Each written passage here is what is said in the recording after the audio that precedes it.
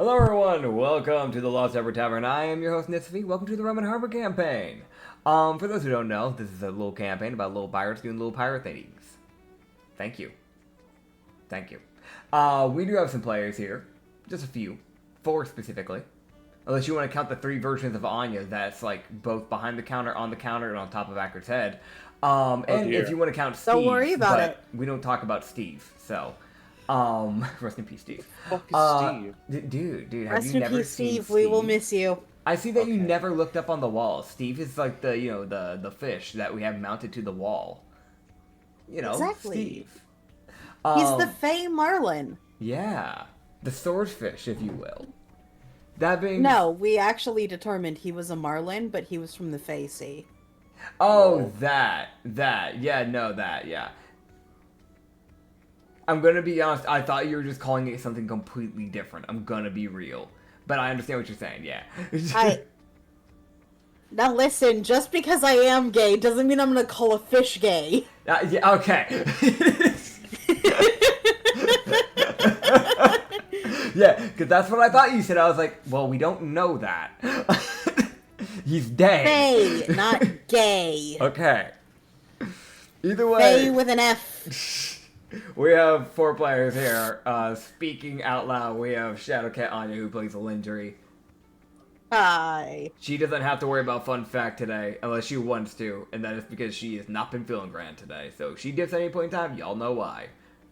Migraine from hell. Yeah.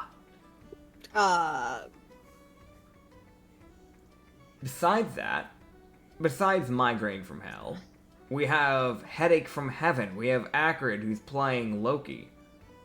Hi. He's on the other side of the room. Yeah, his fun fact is he's making tea, because I know he doesn't have fun fact ready to go. I can guarantee 9 out of 10 he does not have a fun fact. So there's your fun fact. Do you have a fun fact, love? Do you? He didn't answer me. That's probably a no. I love my boy, but I know he normally doesn't have one ready for Loki. He had more ready for Mollis, but, rest in peace, Mollis. That being said, we also Mollis will be missed. He will be missed, unless he comes back, you never know.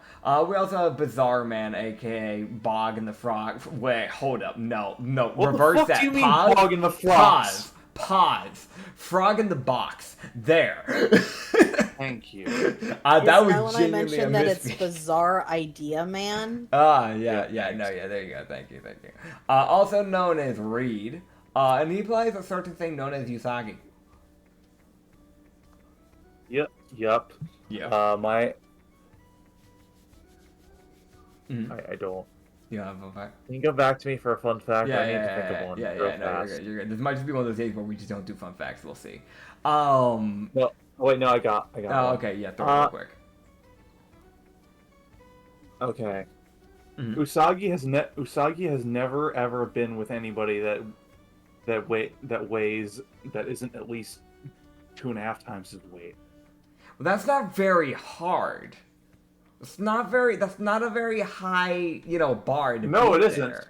No, it isn't. But Wait, hold on. But it is funny. Past weight or current weight? Current weight. Okay. I mean, like, I would imagine it's not that much of a boost. It's like we talked about this before. It was like a 20-30 pound shift difference. Yes. Yeah. It was about a 20-pound difference. Yeah. He still has to play with anybody who isn't at least double. That's fair.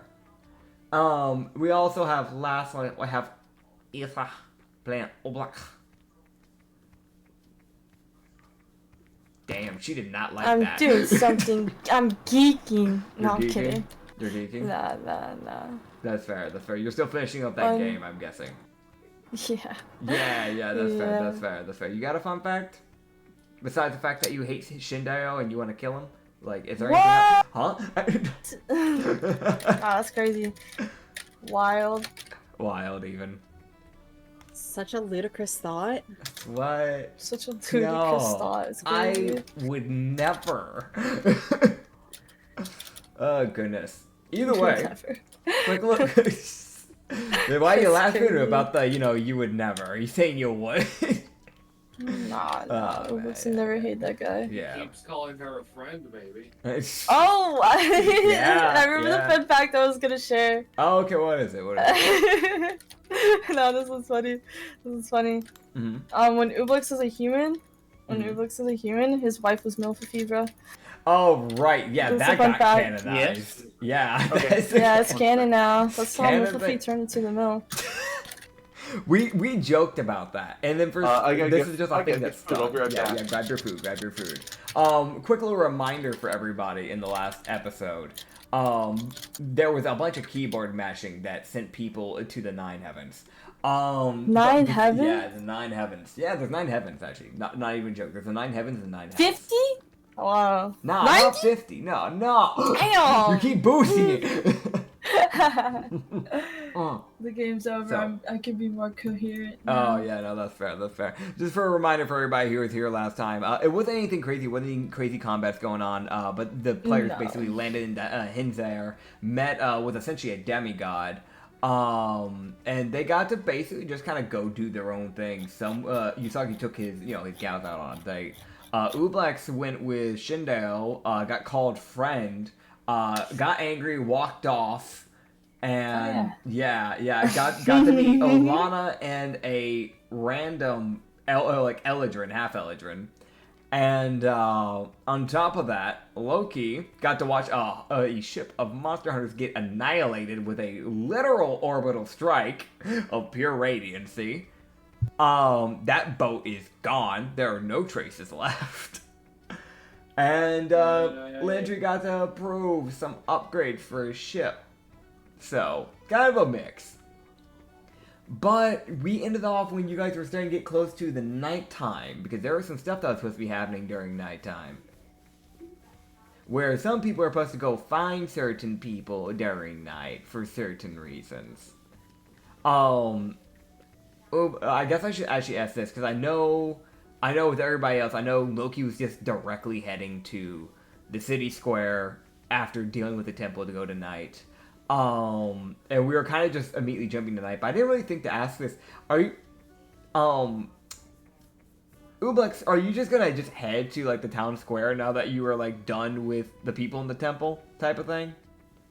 Yeah. Okay. But for the night dance, Ubix is gonna get a dress. Okay. Should be gas. Heck yeah. Gas. Yeah, I mean, there's a lot of store places that you can obviously go to and just like get yourself some new attire for it. 100%. yeah. Not a problem. I know Landry, it. from my understanding, was planning on going to this anyway, so I'm guessing you're already going to be headed to the central plaza, probably from the ship or from the shore. Yep. That's fair. I'd ask Usagi but like one, I already know, and two, he's getting food, so. But yeah, it would start to reach around midnight when the festivities would start. You can see like it's around like 10 p.m. when people actually start like getting things ready for the festivities. Because that's when they technically start the party. It's just the actual dance, the moonlit dance, happens obviously at midnight. But you can see people kind of just like preparing like like banquets and festivities. You've got like you have like lanterns that are being like paper lanterns essentially that get hung from like roof to roof, from building to building, essentially. It's Back. just yeah. Okay. Welcome back.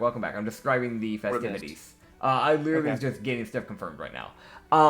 So you can see like paper lanterns that have been like hung from like building to building. You can see people still kind of like setting some stuff up, tables with like food being set up. You can see people that are like people are walking around with way more like elegant clothing, if that makes sense. It looks less like people are just going about their everyday lives right now because they're prepping for for the final party, and obviously they plan to be there. So you have people coming in with like more like flowy dresses, suits and ties, that sort of stuff. A lot more like ball and gown type of like clothing, essentially. Ew. Yeah. You guys can choose I'm not gonna make you pay money to have attire. If you want to have new attire for this like specific moment, you can. You just stop by and just grab something. Oh, I will. Yeah, 100%. Because I know Ublex is doing it. So, but yeah, I mean, Kirla would probably already have something. okay. What the hell would Yeah. Borf wear? Oh, Borf? Oh, you've got no idea. Just you wait. because Barf and all her tribal glory is gonna wear the Carla would same help Borf thing. get ready. I'm gonna be honest. uh, Carla would help Borf and Asta just like, no. You two, you're coming with me. We're doing this right. Okay. Yeah, no, that's fair. Yeah, Asta wouldn't really need help. She knows what she's doing. Her whole job before this was, revolving around presenting yourself.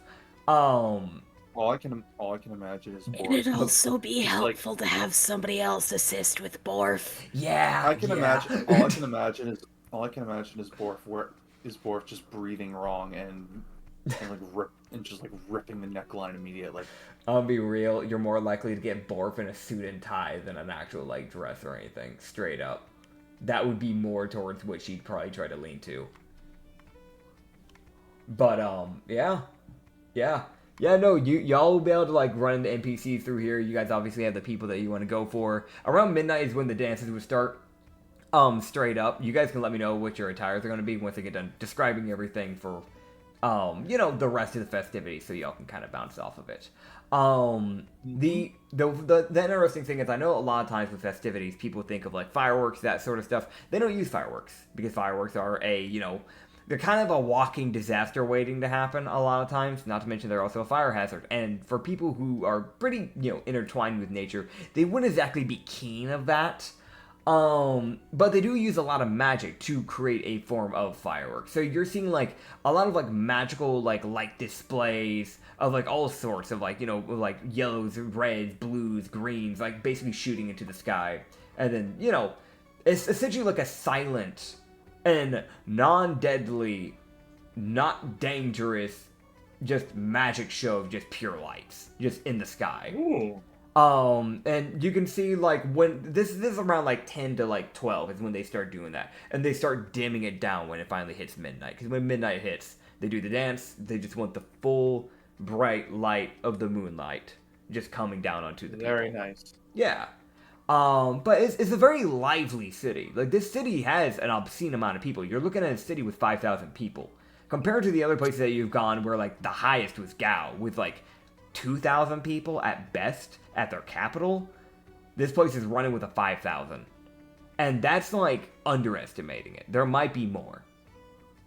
So, it's a very busy place right now. So you can grab food, you can go dance, you can go meet with people. Understand that the night merchant, he will be sticking around on the outside of the city till 2 a.m. So you can still enjoy the festivities here, the hour of festivity, and then head out, go grab your merchant stuff, and the merchant still basically get to enjoy. So just let me know what you guys want to be doing during the night dance.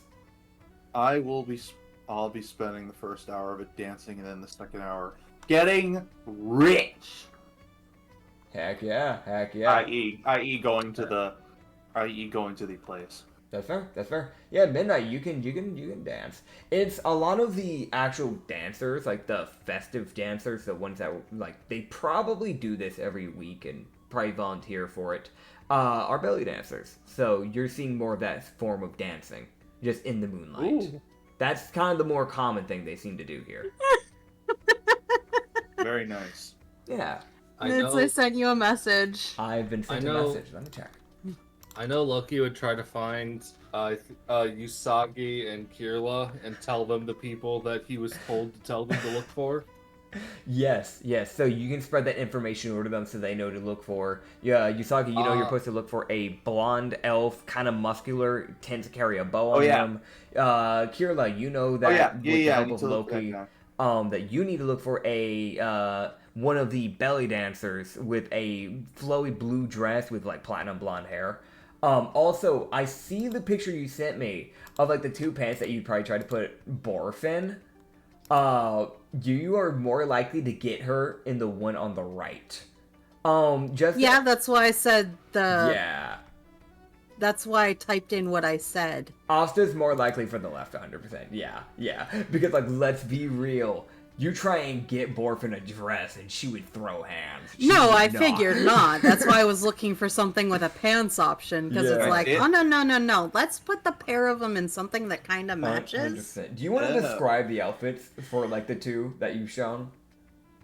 That way people can understand what they're going to be wearing. So, Usagi, Uh-huh. because I have been given the option to describe what you're seeing your girlfriends in. Oh, boy, You would should be see good. Asta approach in a very gorgeous teal top that crisscrosses over the chest. The shoulders and neckline are bare. There are long, flowy sleeves, same color, and it looks like little rhinestones around the top of the arm, just below where the shoulder is. She also has a very long, very elegant and flowy white skirt. It's kind of like a Maxwell, That has- right? Huh? It's kind of like a Maxwell, isn't it?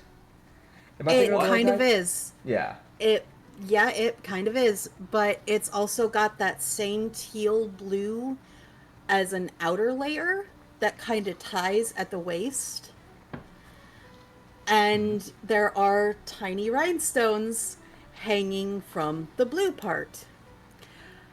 For Borf, you would see her in a very similar, more cream-colored top that kind of crosses over the shoulders, still leaving a fair bit exposed, but it's a little bit more secured. And a pair of cream-colored pants with a teal belt with rhinestones on it. And I will actually send you the image. Already gotcha.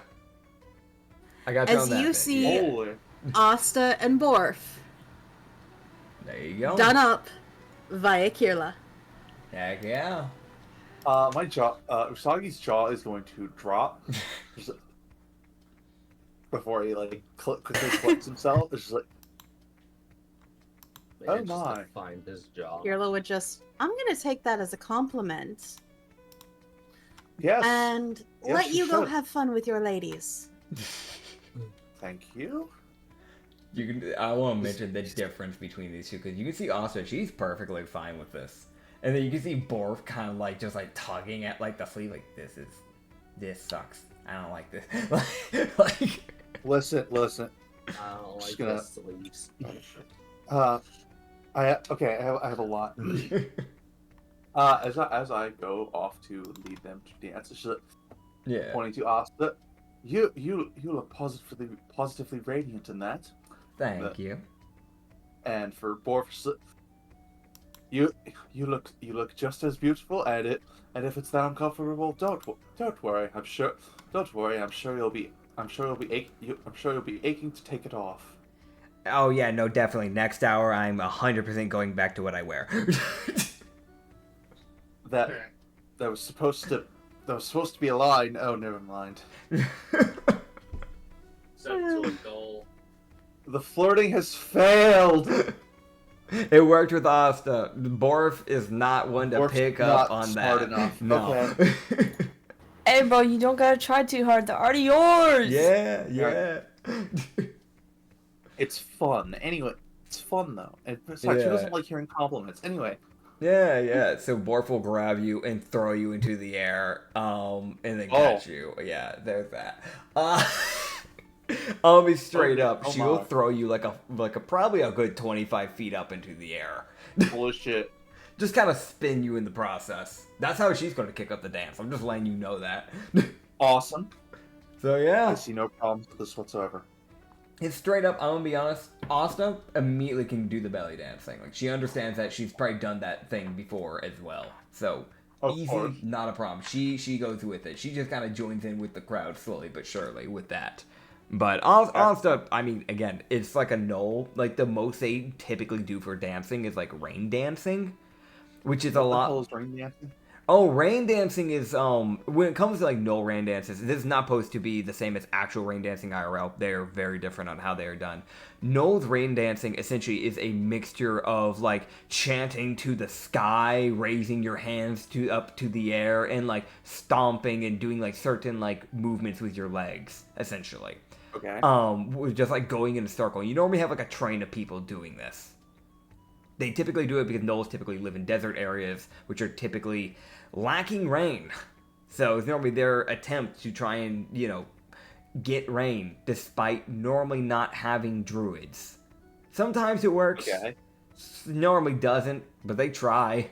So, Okay. yeah, that's normally the best she knows. So that it would be more for her just like kind of sticking around you and just kind of throwing you a lot more than anything. All I can picture is these two just freaking like passing me between them like a rag doll. Yeah, well, I'll be real. Oscar does not have the strength Less- to do that. Less. I meant like just less Yeah, yeah. violently, but like Yeah. shoving me towards one or the other. Oscar Monkey in the middle. For a little bit. Dude, Oscar would probably be more the person to kind of like, dance with you for a little and then kind of just like do a little spin push to kind of like spin you over to, Borf. Whereas Borf is that person where she just like, you can see her for a second at one point, throw you into the air and go like, all right, it's Oscar's turn. And probably look as if she's about to use you like a spear and then realize, oh, I shouldn't do that. Excellent. So, there's very different backgrounds going on here. You've got a brew and like the elegant one kind of mixing in here. But yeah. Lindry, what are you doing during this night? Kirla's gonna be dancing. Heck yeah. I'm guessing you're going to keep a little bit of an eye out for a certain lady. Mm-hmm. Yeah. Kirla's also just kind of casually using shape water to add a little bit of flourish to her dances. I get it. No, that's actually relatively somewhat common here. Because, again, counting on what countries you come from, certain magics are rare. Water magic in a place that is filled to the brim with nature and care for nature, water would be more of a common magic here. Just because, they want to use water, any type of water magic, to take care of the plants that live within their area without abusing druidic magic, because that's another problem. The elves know very well not to do that. If there is any race that would know that, it's gonna be them. But I would say straight up, I'm not even gonna make you roll a perception check. You would eventually kind of like notice, maybe like 20 minutes into like dancing and kind of just doing it, just kind of hanging out with like this group of people. Because there's this one main area. The main area of the plaza is just this big area where you have just a bunch of elves kind of just, again, like what you're saying, like belly dancing. Just kind of like in this like area. So people that aren't like doing that form of dance are kind of staying away from there. Some just watch because it is a sight to see, to be honest. And then others go and do some of the other festivities. But people have kind of dedicated the center plaza to being that area. That's like, I'll be straight up. There's definitely points in times where you see Asta in the mix of it all. As well as some other people like Lavana. Lavana you can find in there, kind of just having her moments, just kind of relaxing, doing some dancing up there as well, which is actually pretty fitting with her, with who she is as a human being. And yeah. But yeah, you can 100% find the lady that you're looking for. As you stumble upon a person that fits the description to a T, you're looking at an astral elf. With this like platinum blonde hair. That kind of like goes down almost like a silver white. If it like could have been any brighter, but with the way the moonlight hits, it almost looks more silver than platinum. But it comes down to like her knees, honestly, hair wise, really flowy but straight hair. There's a little bit of some few areas that are a little wavy, but mainly straight. These long elvish ears that kind of go out more like outwards rather than back. She has this like black like eyeliner, but it's not heavy. It's very light, and some like black lipstick. Not kind of like more like a bluish black, if that makes sense. Colorblindness go burr. More of a purple. Yeah. Thank you. But she has this like similar to actually kind of what the dress that you brought was, because you kind of have a very flowy blue dress. It's kind of like a mixture of hers and Austin's. Honestly, it's kind of what you have going on here. Hers, it shows less leg, because hers goes all the way down to, like, her ankles, essentially. But hers goes all the way down, there's no opening to see any leg. But essentially starts up at where the chest is at, and then goes down. And there's, like, a little curve inwards towards, like, the middle of the chest, showing a little bit of cleave. There is a golden choker that kind of goes around the neck, and then some jewelry kind of connects down, kind of spreading, like, across the shoulders.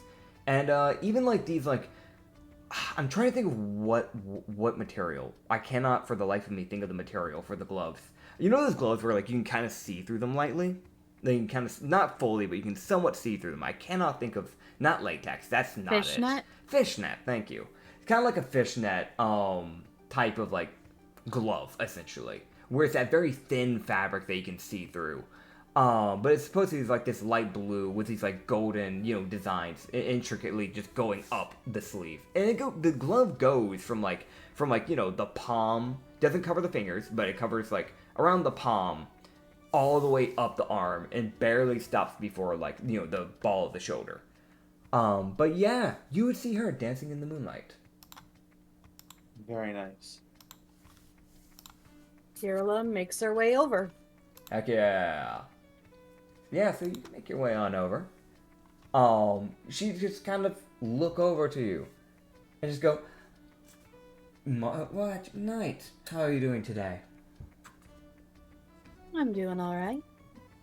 It's good Been to a see while you. since I've been able to dance like this. I can understand. I've heard a little bit about, what's been going on with your crew. I recognize your face. I'm guessing they sent you to me. Yes. Considering your skills, I can see why. And she just kind of she just go, well, if you wish, we don't even need to, actually, you know what? No, we should. Would you like to head to the beach for a second? Of course. So she will lead you to the beach. Oh. And around this time when y'all head to the beach, there's nobody there. Because, straight up, everybody's enjoying the festivities over in the city. She would just look at you and just go, well, I can see why they sent you. And I don't know... I don't know who in your crew would have known about your ability to dance the way you do, but I can show you how to use that in a more utility-based or more offensive ways. If you wish, of course. I'd love to. And I can think of exactly who would have sent me. Grand. So, here's the thing. From what I know, I was told lightly from, a certain elf that runs this place. You have infernal or abyssal blood lineage, correct? Yes. Oh, by the way, sorry, Ciora. I forgot to introduce myself. Kirla. Good to meet you, Kirla. Essentially, I could teach you to tap into that a little bit more with moonlit dancing. It means that you would need it to be nighttime to use this. But, the amount of sorcery that you use to summon your shadow demon, Mm-hmm. I could teach you to do that in the night. And instead of summoning that one demon, I could teach you to summon a whole horde of imps. They would essentially just form within a 60-foot sphere area. Best way to really put it. They would just form a bunch of portals in every which way. And as long as someone's within that, area, they're just going to be getting dive bombed by imps from any portal possible. That seems quite useful. Indeed. It is very useful. I've used it to defend a few times myself. I might not be a guard, but we all help out when invaders try to come around. So, let me show you that, and I'll show you how to tap in a little bit more to that infernal bloodline of yours. And essentially, the rest of those 40 minutes of the moonlit night, you will spend dancing with Ciora, where you will get to not only learn a mechanic, and I will, after session, obviously, I'll get to write it down for you properly on how it'll work and give you the actual mechanics. Essentially, you'll just be able to form a 60-foot sphere, where portals in every which manner in the air of that area will face towards that, and you just have imps diving in and out. So people in that area will have to roll dex saves. Don't worry, they won't hit your allies. They do know that. So they won't hit your allies, they'll be enemies only. But they'll basically dive in and out to try and take swings and stabs at people, and they'll just have to roll dex saves. They'll be taking fire and slashing damage. So it's like, oh, well, it's resistant because, he's a barbarian. Cool, are you resistant to fire too? Unless you're dealing with a bear totem, you're fine. you will be Or a getting weird that damage. tiefling barbarian. Yeah, like one of those, That's cool. Yeah. I think that's really useful. It gives you an AoE that you actually can use without worrying about hitting your allies, without having to use subtle spell. And on top of that, there's one other thing, because everybody's getting 2 things from the people that they get for upgrade stuff, just like how Ublex got 2. You will get one other thing, which is you'll gain the ability to cast Hellish Rebuke once a day without expending a slot. It'll be 2nd level. Oh, fuck yeah. Heck yeah! So now you got a little bit, ammo you can use without even using or like wasting a slot. So there you go. Hopping over to, you know what? I'm gonna get to Loki last because I've got a fun one for you. That's fucking concerning. What? Ublex, buddy, pal, Buddy. friend. Say the word friend, PTSD. Do you want to describe the dress you actually got for Ublex? Yeah. Yeah. How do I describe that? I mean, if you want, I can let a certain someone describe it, or let you when we describe it. We can also Yeah, let that certain someone describe it. I don't know how to describe, describe it. it a lot. I'm Anya, not good at your this kind of turn. thing. Anya, do it Go, right now. Anya, I choose you. Please. You what? I choose you. Get to describe Ublex's dress for everybody to hear, because you're Ow. actually slightly better at it. Okay. Just summons Pokemon. Go, Yeah, I choose you. So for Ublex's dress, it seems very loose. Mm-hmm. It's a very pale blue, kind of barely hanging off of the neckline, Yeah. with a lot of loose fabric around the chest area, probably to compensate for something. I don't know. Yeah. There's yeah. strips of fabric that come off of that area and kind of wrap around the arms, just draping over. Yeah. And it looks like where the skirt is, there's 2 openings that kind of attach to this really intricate belt that's got like little flowery designs, Yeah. Yeah. so that Ublex can move without having to worry about tripping on skirts. Mm-hmm. But it also doesn't reveal anything, because it's just very carefully folded so that it conceals. Yep. It actually looks really pretty. It is a very Side pretty dress. boob. Yeah, I'm gonna be straight up. Like, it probably sits a little bit different on Ublex as a person, because the model for that is Side pretty boob. slender. But, Yeah. like, I mean, that's something that you can just figure out for yourself. Side boob. yeah, no, they can definitely see you from the side. That is for sure. Side boob. But yeah, no, you can enter the midnight wearing that dress. You know, where are you going? What are you doing during the midnight? During the night? During That's midnight. mid? During the mid, that is night. Unless, did you want to do something a little bit before it hit, 10, 12? Because there was some stuff going on at 10 and 11 too. What was going on then? Hold on. It was more just like, food eating, just kind of people preparing for the big thing. Oh! There was the light festivities in the air. I want to eat the food and see what kind of food they have here, Oh, yeah. Straight so I up. can cook it. Okay. I'm gonna be real, because I think I mentioned this slightly before, but a lot of their cuisines are straight up just Italian cuisine. It's a mixture of like Italian cuisine and like French cuisine, so it's kind of a mixture of the two. So it's very European. But you are kind of looking at like let me grab you some actually good examples here, because I won't lie, I don't mind cooking from time to time, but I don't cook anything insanely fancy. Mainly to the fact that it's not that I don't think I can, because I know I can. It's more the fact that I'm afraid of wasting too many, like, ingredients on a singular dish, if that makes sense. Like, that somehow, for some reason, bothers me as a human being. Carbonara. Yeah, carbonara would be a pretty common one. I don't think they'd have pizzas. I don't think they'd do something like that. It's not very elvish. But it seems like, Instead of pizza, I feel like pot pie would be a better. Yeah, pot pie would be more likely. I love pot pie. Caprese salad. Excellent. There would be a lot of salads, because they do. Oh my they god, are Greek very- salad? Yeah, Greek salads. There aren't many options where they use meats. There are some, because there are also tabaxi that live here in cherubims, or not cherubims, Adelians. The fact that I just want to mention Olana, the fact that y'all met a cherubim on a place that is typically Adelians and not cherubims is wild. But There are also just things like Rubolita, I think is how you could say it, which is essentially just like it's essentially just asparagus mixed with some other stuff. No, wait, no. I'm thinking something else. That's like a Tuscan soup. It's like it has like cannellini beans and like veggies, like black cabbage is something that they put into it, stuff like that.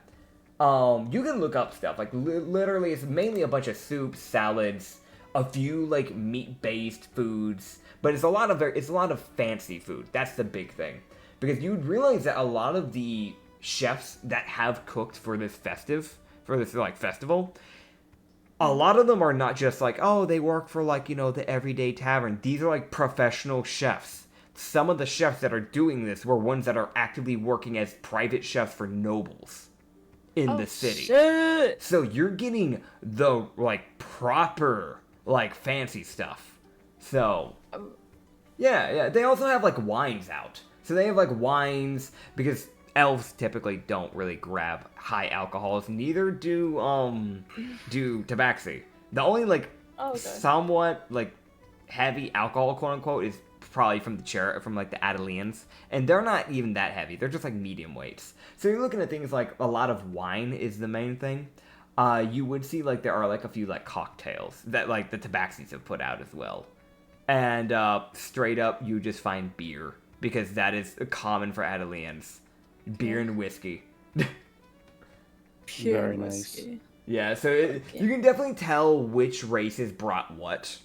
Because there's a little bit of like, alright, you have the fancy stuff of the elves. The kind of like, the like kind of more normalish stuff that has like a little bit of fanciness to it from the tabaxis. And then you just have the straight up Adelians that are like, we don't care. Here's a bowl of mac and cheese. And a bottle of beer. Mac and cheese. Yeah. But yeah, it's kind of a mixture of stuff. I won't lie though, you don't see Shin right now. You do not see Shin as of now, at least. Not from 10 to 11. Bummer, man. Kidding. You hate him, I know, my I bad. just despise him at this point. You Like hate that him. guy. You hate Like that guy. Yeah, screw that guy. Oh, Sure, boy. I have radiance. What's that thing? Radiance resistance. Yeah. Whatever, man. Yeah, you got radiant resistance from his brother. Yo. Yeah. We going to the brother. No, I'm kidding. You're going to the okay, so you see the brother. No. Yeah, no. Yeah, you can find literally anybody you've run into on the island so far, just kind of walking around Really? straight up. Yeah. Oh shit. Like you can see different crew members doing stuff if you want to talk with any of them, and there's just straight up just the people you ran into before, like the Eldrins. So the only one that you don't see around here is Olana, and that's probably because she's trying to figure out what she needs to do with My packing. doggy. Yeah. Where's my dog? Oh yeah, no, the Jester is actively. I'll be straight up honest. The Jester saw the fireworks and it started making its way into the capital. So it would actually meet up with you as you're starting to grab food. Hey, doggy. Wait, I'm gonna go to the dog. Actually, That's my dog likes right there. fireworks? What kind of dog is this? I mean, Alright. they're not loud. They're completely silent because the fireworks are made of magic. Because elves Oh. refuse to damage their environment. I'll be like, "Arr, arr, arr, arr, arr." Like if there's fireworks, my dog be geeking. Yeah, I'll be straight up. I don't. The Jester it just stands there. It's just hanging out with you. It's essentially almost like a guard dog with the way it acts around you. It just stands there and just kind of slowly scans. Is this normal? Is this what humans do? I understand people. I don't understand this. But yeah, is there anything you want to do before the midnight arrives? I just mostly want to eat. I want to get more food for the ship, but I'm gonna wait until we're about to leave. Okay. So I'm gonna head to the dance area. Low key. Hey, I get it. I don't know how to dance. Oh, No, I mean, Anya at this point would probably at the beginning of the night you could probably dance with Lindry before she heads off to the beach with with the other elf if you wanted to. I'd be You down could to try dance. learn. Yeah. Yes. So, yeah, yes, I need it. You can do that. Yeah, go for it. I don't think I had either of y'all raw performance. I don't think it matters in the long run, in the long scheme of things, but Yeah, 100%. You can try to learn to dance. I guess you could roll performance if you actually want to try and learn how to do this form of dance, if you want to. Okay. I will roll performance. Sure. Heck yeah. I will. Oh, good heavens! Oh, Good heavens! Oh no! oh dear. Good heavens! Oh, And that one. A nat 1? Oh, You're that's with- Got a rough. nat Heavens. 17. Oh, man. So, Ublex, you don't know if maybe it was what Shin said. Like, you do have that feeling, you're just in the back of your mind, just repeating every now and then, friend. God, you don't going know- through it. You don't know if it's that, or maybe it's just something else, or maybe you're just not coordinated. Maybe you just never danced in your past life before you were brought back as a slime. You're not sure. But you're Carla like... would question that. Yeah, because straight up, Kirla, you're dancing fine. You are going at it, you're not having a problem, you're not missing a beat. You know how this dance goes. Meanwhile, you look over at Ubux, and they're like throwing their hips incorrectly, like, you know, they're offbeat, like they're trying, like they're full struggling, you know what I'm saying? God. If Ublex's Kirla? face could be red, it'd be red. Kirla just looks at Ublex and just, are you alright? I never danced before. I got 2 left feet. Is that what they say? That is a saying, That but is- that's more than just 2 left feet. Well, I have a left foot and a right foot, so I think I'm good. I just never danced. Is something bothering you? Yeah. Yeah. A little bit. Yeah, just a little bit. Yeah. Do you want to talk about it? Yeah. You know Shindayo, we met his brother and everything like that. He introduced me as his friend, and I was like, whoa, no, don't see that with friend. What the fuck is random? What are you doing? You know? oh dear. I'm sorry, he introduced you as his friend? Yeah. Is that really a problem? I mean, I feel like I'm taking it out of proportion. Proportion? Big word. Does he really only see you as friends? I don't think so. But he said that. But the actions don't say so. It's confusing!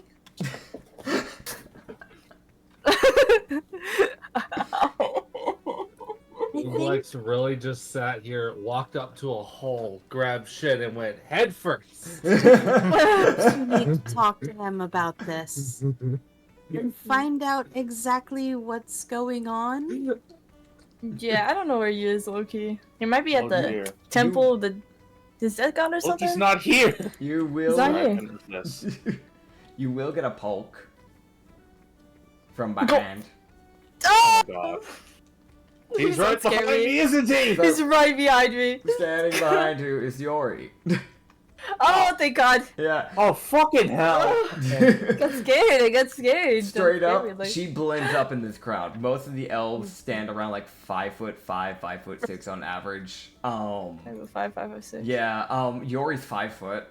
She's kind of just a little bit on the short side.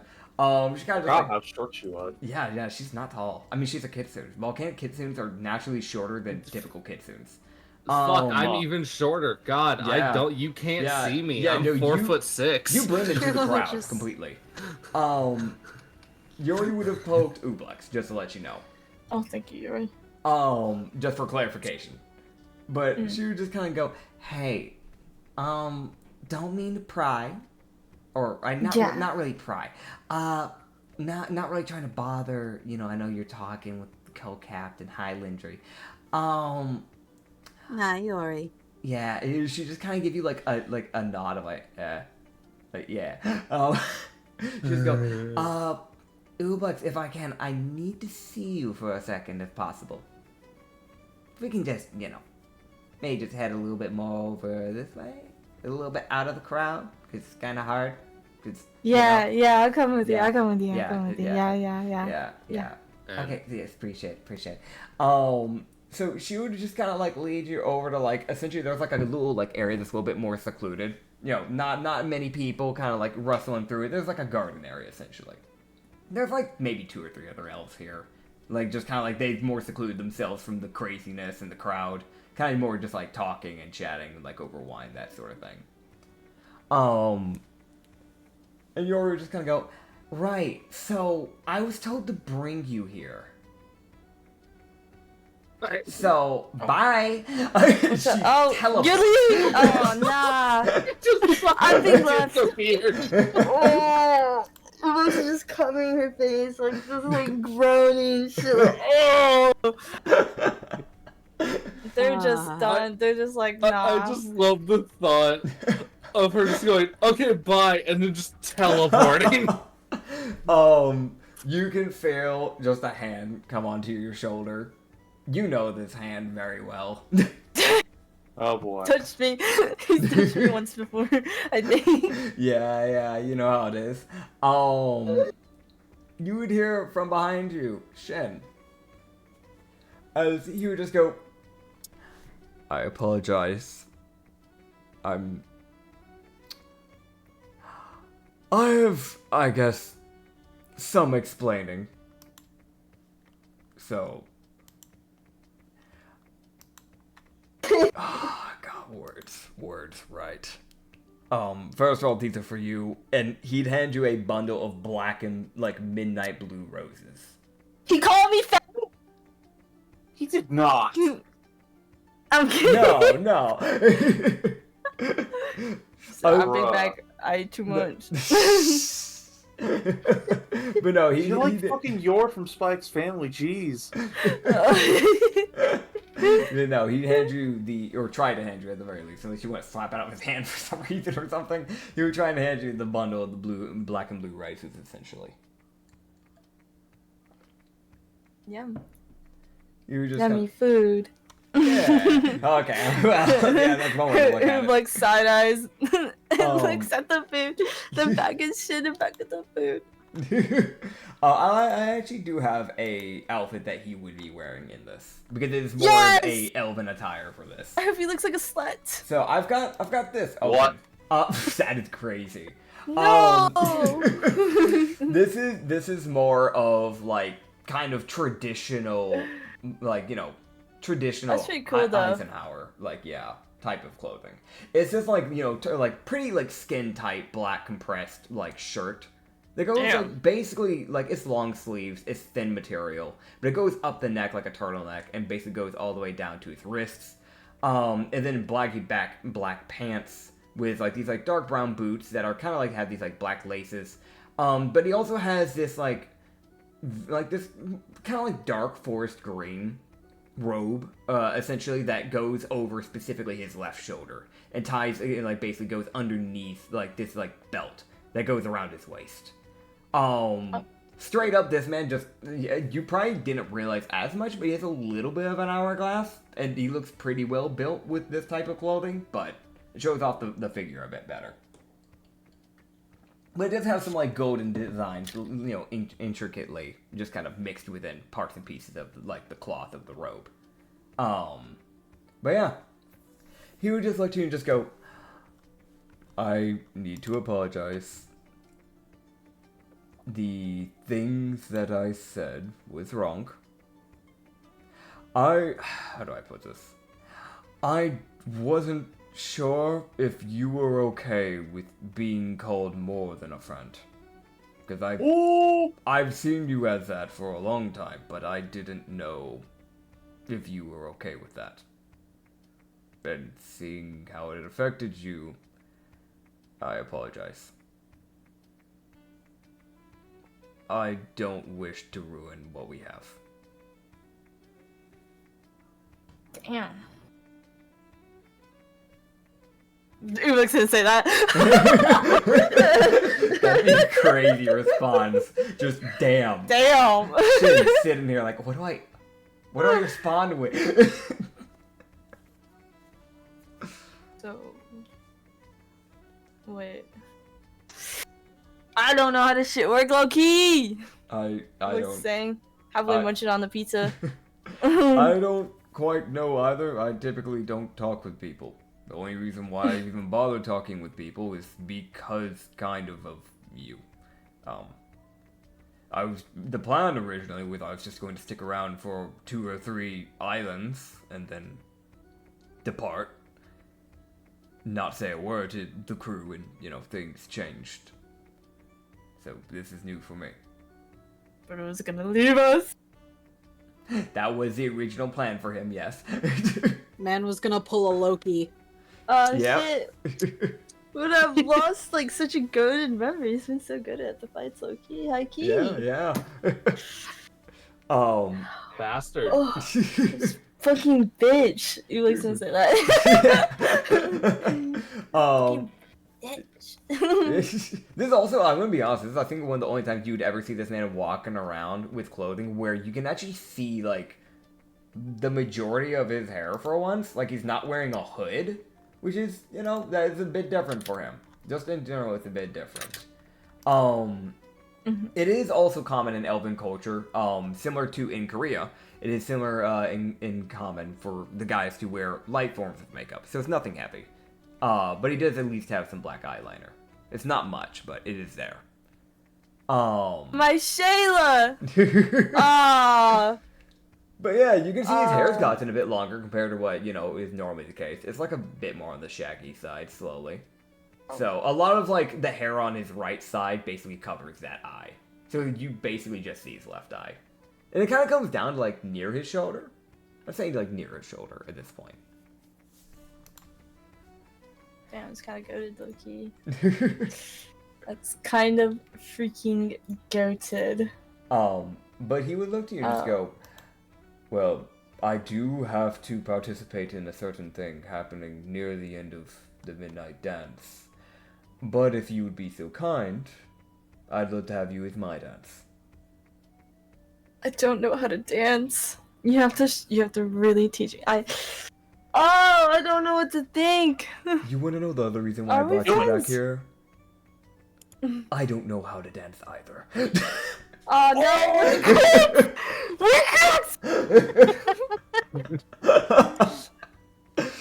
no! No wonder he never comes to this island. He doesn't want to have to dance. Normally, I just, every week that we did this growing up, I just went to the monastery and trained. So, I didn't really, Shindayo.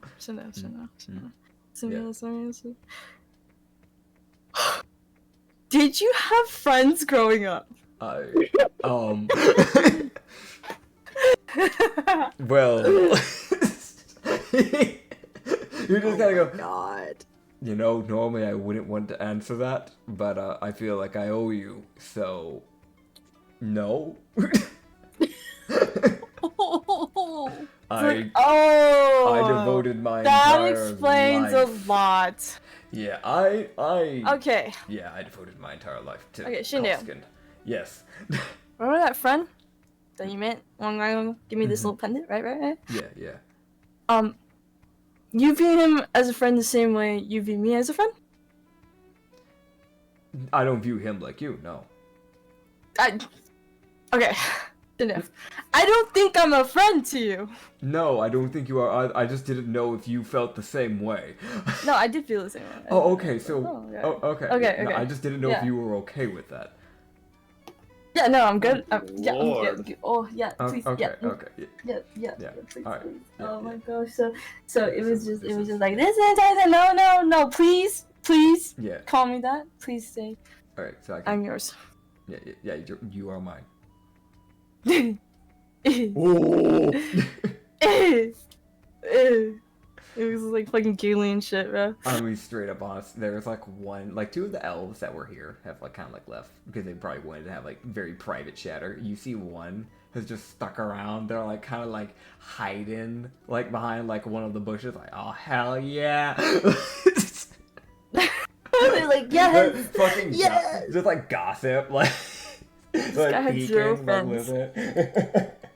I'm gonna be honest, Kirlo probably would have hung nearby, just kind of shooing people away. Yeah, no, you and Yori straight up. It was just like, It looks ate on the pizza at this point. Yeah, no, 100%. they go to grab his hands and they're like, I love you. I love you too. And y'all can dance the night away until he has to go Dance. do his certain thing at the event, which y'all will actually get to find out what that is We're later so on. goated. We're so Heck good yeah. at this shit. Fuck yeah! Heck yeah. Did I ever find that? Did I ever find that archer? We are going to be getting to that as soon as we get to Loki's Okay. bit here real quick. But we are revolving back Okay. to you, don't worry. But Loki. Gabe's got the man of her dreams. Heck yeah. You'll love to see So it. awesome. Loki, my dear buddy.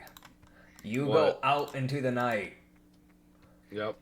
And you probably know. You're probably like, where do you think you're going to find this lady at? Alorala. I never got to mention that that was her name, but you would have gotten her name before she left. I just forgot to say it. Her name is Alorala. Fucking okay. I'm not gonna know how to say that. Fucking alright. Elven names. Pain in the ass. You can always just call her Rala. Yeah, probably. I'm gonna be honest, Loki would either be checking to where, because he knows they do art. Yeah. What he briefly got. He's like, either they're at where there's art area, like drawing the scenes for it or what, or something, or alcohol. Possibly one of the two.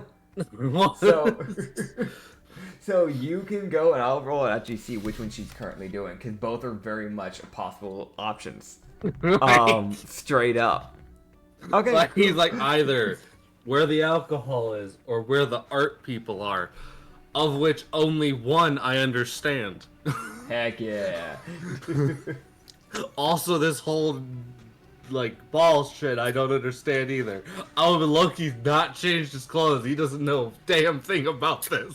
He has never participated in one of these events. Yeah, no, that checks. So you're like, Dude everybody's was like never dressed permitted up. to stick around.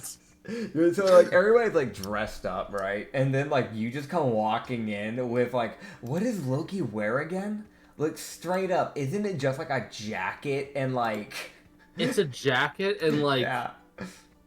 he doesn't dress poorly, but it's more for shit you'd see in a casino. Yeah, it's got wow. like from what I can see it's like a black leather jacket with like a black shirt. Yeah. That's what I'm seeing, yeah, from like the actual drawings. Yeah, no, so like you're walking, it's like seeing like a guy that goes to like a casino or like, you know, it's like part of a motorcycle gang, something like that. Like Yeah, just a lot Loki, he's more, saying, like- yeah. He's like, this is also like the nicest clothing he has because Yep. it's the least bloodstained. Like, Of course. like that's his bloodstained. best Wow. attempt here. Yeah. I'm making a roll for Kirla. Oh, Okay, yeah, man. she's gonna find Loki, take him over to somebody, and get him a jacket. If you want to Oh. take them, there is. She would you- just, Loki, you're not properly dressed. Ah, There are people like male NPCs that could help him if you wish to do so. Because there are people here that actually do have some backgrounds to this sort of thing. There is Nathio. There is Leo, because he is a knight, so he would actually understand these sort of occasions. And there is also just straight up Gildart, because a spy would understand how to fit in. I'm gonna Also be honest. Pike, because royalty. I'm gonna roll to see which person Loki bothers to go talk to. Then you just send you on your way to that said person. Just Yeah. straight up before Ublex even approaches him, she sees just Loki, just the most Loki. No. Just no. You dumb bitch. Loki or Kirla in this really elegant dress. I'm gonna be honest, he Loki, was you should definitely change. looking around, confused as fuck. Like, why are people dressed nicely? Oh, is this an event? Yes. Yeah. Dude, I'm gonna be real, he did not, like, even if there was an event and he was nearby, he probably didn't realize what it was. Because he was more focused on surviving. Oh man. Yeah, no, that's fair. Okay, And I genuinely feel like any event he would have attended while working for Kirla, he would have been working security. Also, the only events he Yep. probably did attend were at a casino when he was being harbored by a certain fucking casino owner. Yeah, yeah. I hate to interrupt. I hate to interrupt. I gotta use the bathroom real quick. I'll be Yeah, right no, back. you're good, dude. You're good. Go for Okay. it. I'll talk to like, fuck it, 'cause it's funny. I'm gonna talk to the funny fake dwarf man. All right. I want to mention ever since he came out like, hey, I'm the changeling. He stayed changeling. He has not bothered. Yeah. It just directs Loki to Gildart and just no. Go talk to him now. Okay. Yeah.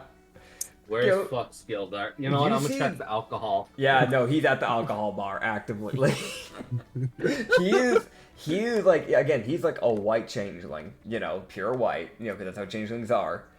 You've seen the picture of him in changeling form. He is wearing a black suit, essentially. Just a black suit, with like a white undershirt and then a black tie. Just very straight to the point. But I want to mention straight up, you've got some very different type of clothing, counting on who you went to. Pike would have gotten you something way more flowy. He will set you up with a suit, essentially, similar to him. Okay. So, Cool. yeah, he would just get you a black and white, type of get up. Just a black suit, white undershirt, black tie, that sort of thing. He might give you a few rings, that sort of thing. He doesn't like rings, but more of like, it fits because you're a kitsune, or you're pretending to be, boss. Type of thing.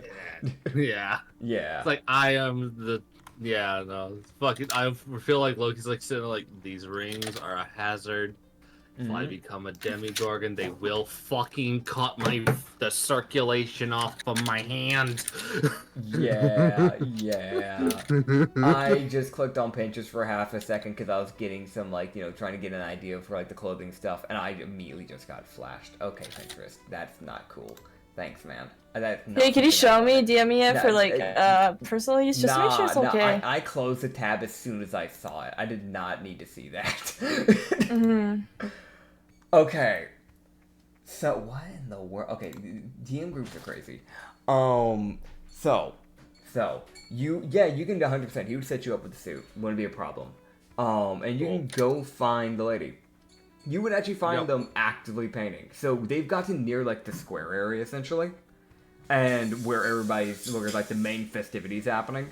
And they've basically just set up their canvas and their paint just off to the side, on the curb. And they've just been going at it for who knows how long. They're probably halfway done with the painting. Neat. Yeah. Yeah. I'd walk up Alright. about as quietly as Loki can. As quietly as you physically can, yeah. Yeah, that's near 700-pound fucking kitsune. I'm gonna be real, you're in crowds that are that is busy. It's a busy crowd with everything going on. So even if you came in loud, I know there's a shot they still wouldn't hear you coming anyways. That's fucking lovely. Yep. Loki would just walk up and just completely out of fucking nowhere, essentially just hi. She would just kind of get done with one of the strokes with the brush, and then just kind of look at you and go, "Oh, hi, you're here." I made it. I don't normally attend these. Yeah, I can see that. I saw you walking around at one point, with the jacket. Yeah, that was interesting. Right.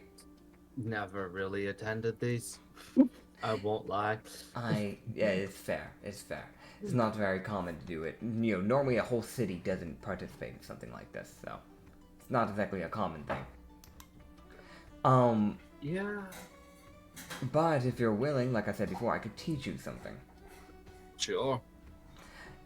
I'm So- always willing to learn. She will set the paint aside for a second, and she will actually, because she had a little bag to her left. Paint was to the right, canvas in the front, bag to the left. Alright, what I missed? Well, right now Loki's actively talking with the lady. Okay. You see her just reach into the black bag that she has off to the side, and she starts pulling out a bottle, a alcohol mixer, and a bunch of other random ingredients, essentially. And she's going to teach you how to make a Tinzai lock brew. Now I know that's I know. Oh, wow. The Tenzai Lock Brew. I can type it in here for you. It is going to be a mechanic for you.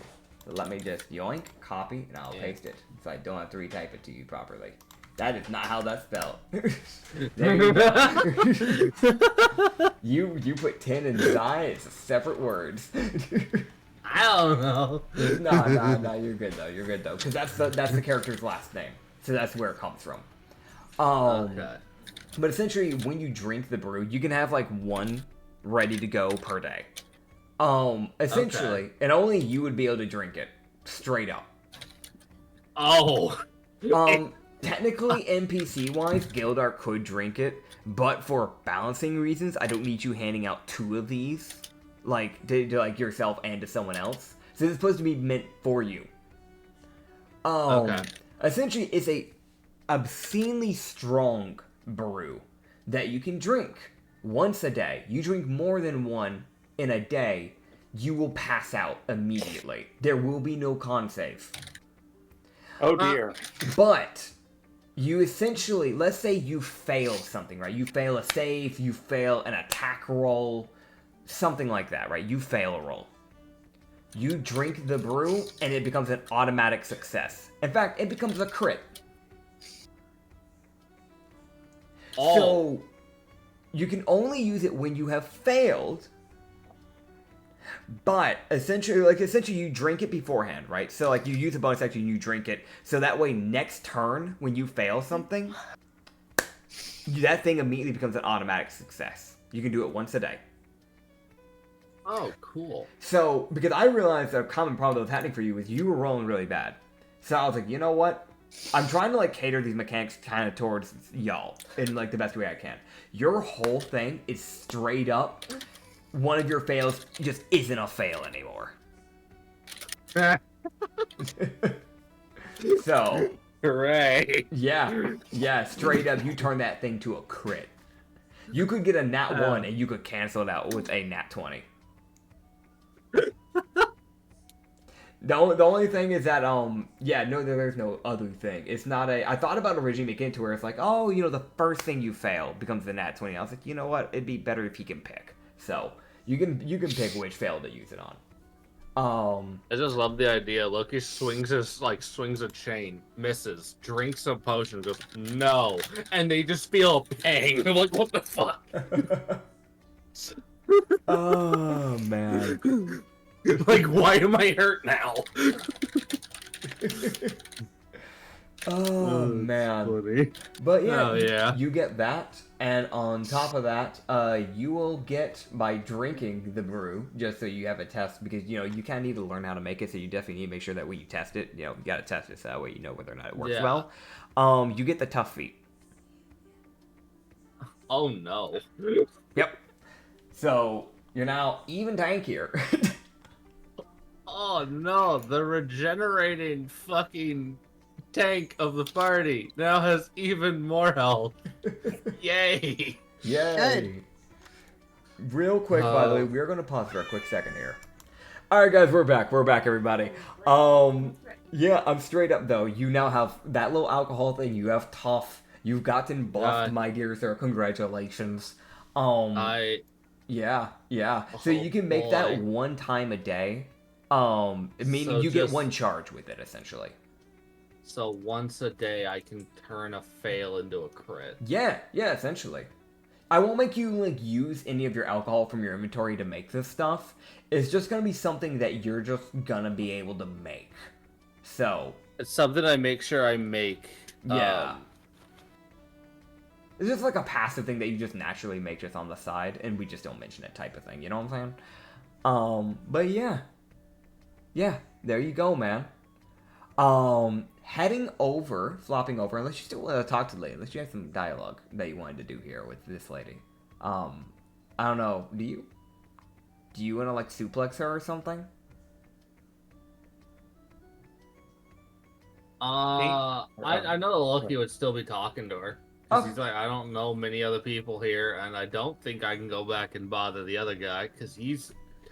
Yeah, no, I'm not going to bother him. Fucking the demigod. He was helpful. Yeah. Loki is mildly kicking himself because he realized he did have a question for that guy, but oh well. I mean, you can always go back to ask, because I'll be straight up, he will just be walking throughout the festival. For the majority of the time. You can easily find Typhusis. I know Loki would talk to her for a bit. Yeah. And also set up the, and then he would eventually go and find Typhusis, but we can let Reed do his thing first. Okay, cool. Reed, we're gonna bounce back over to you. So I'm gonna guess after you get done dancing with your gals for a little bit, you might go and try and look for the blonde hair man. You might even spot him when you're getting thrown up into the air.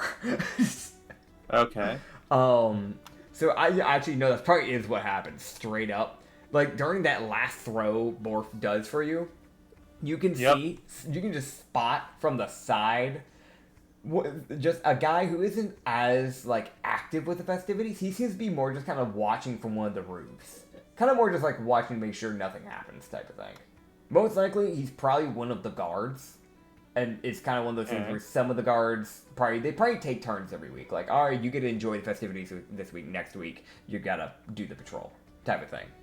So you can see he's up on one of the, up on one of the roofs. I know you can get up there. How are you gonna get up there? Well, when Borf, when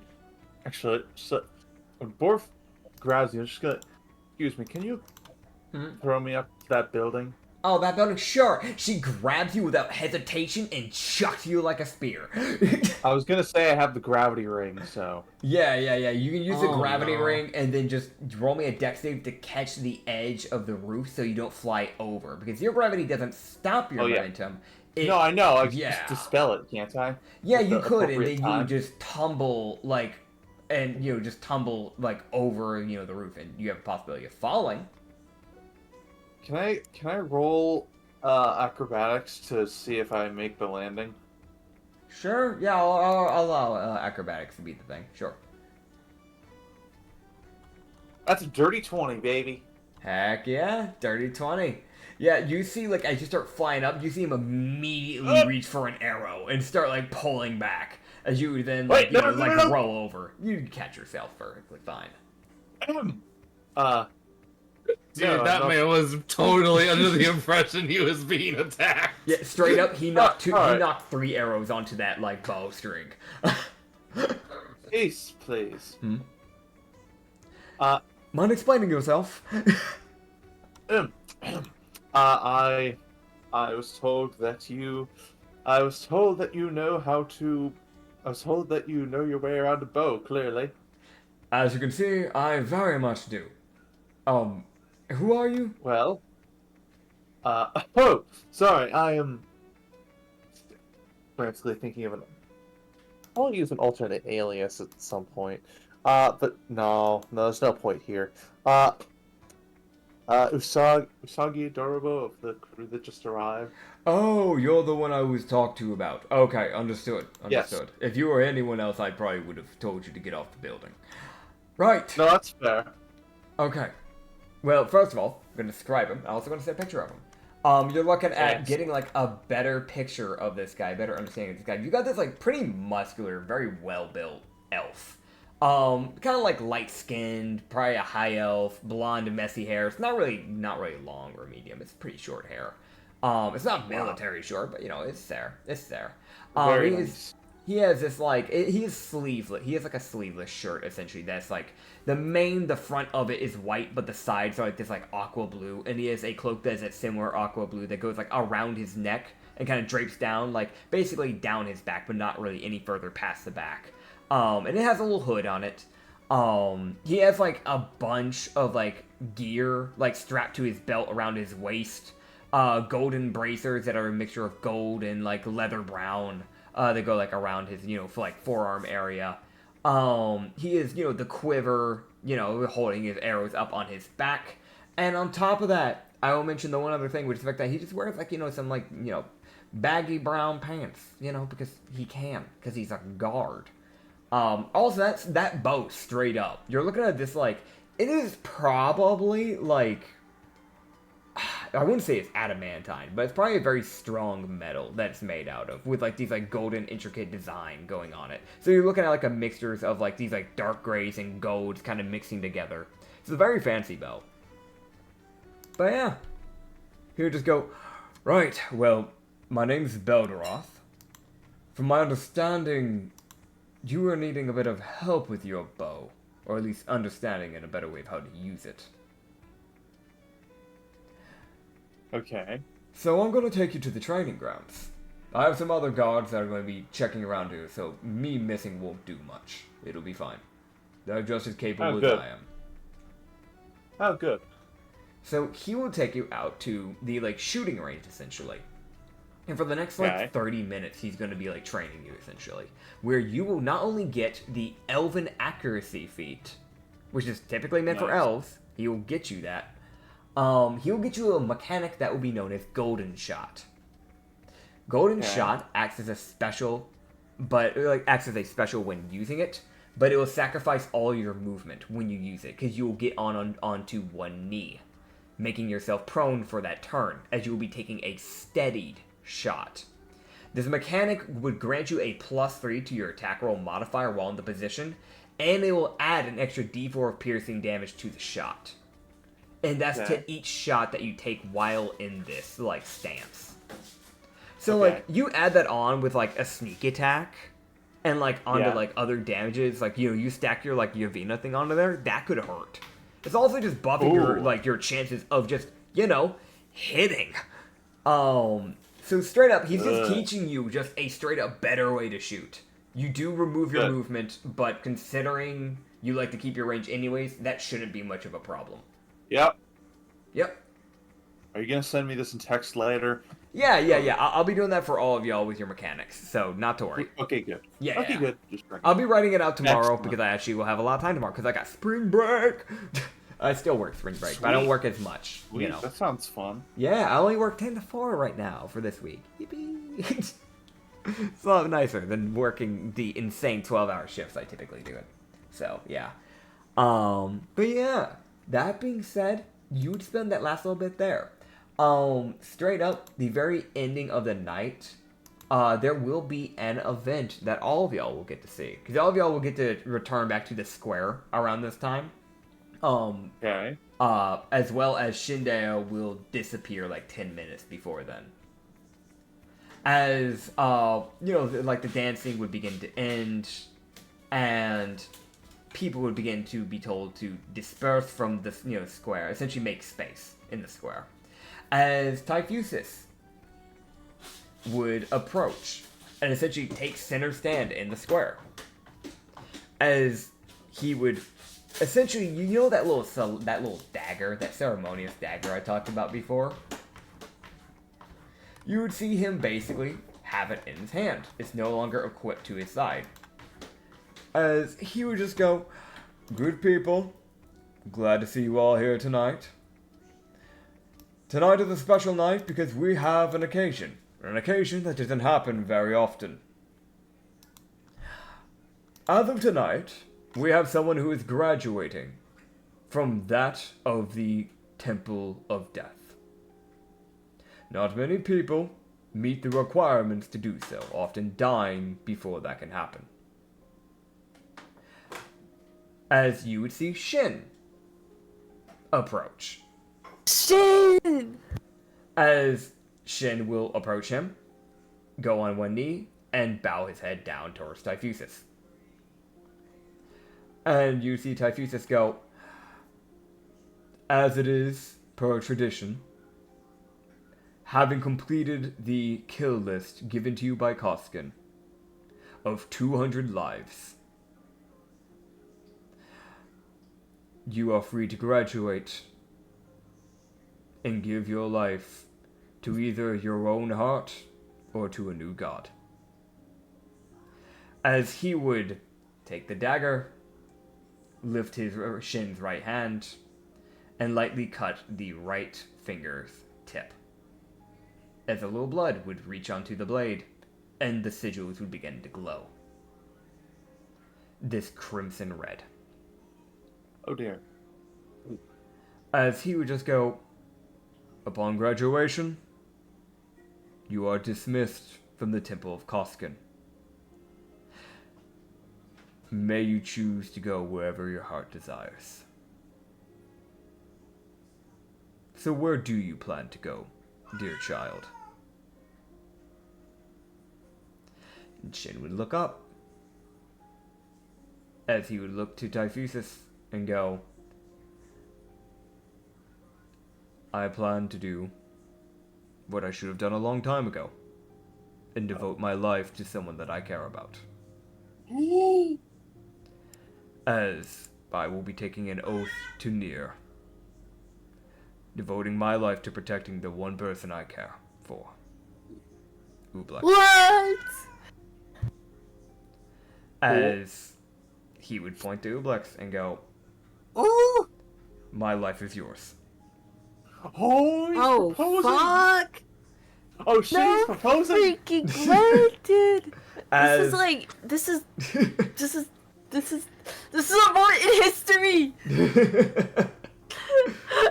as he would get, by devoting his life to you, and not only completing the wish list, or the list of Koskin, but devoting his life now to Nier, he gains immunity to necrotic and resistance to radiancy.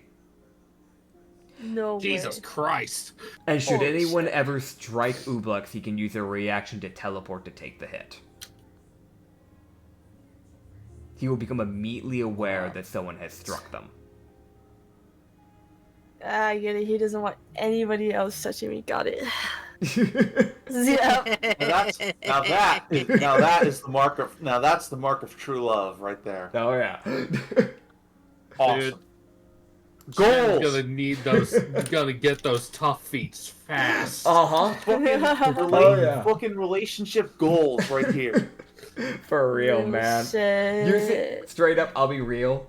Like, you see all that, Borf looks to you, Usagi, and she just goes, I swear.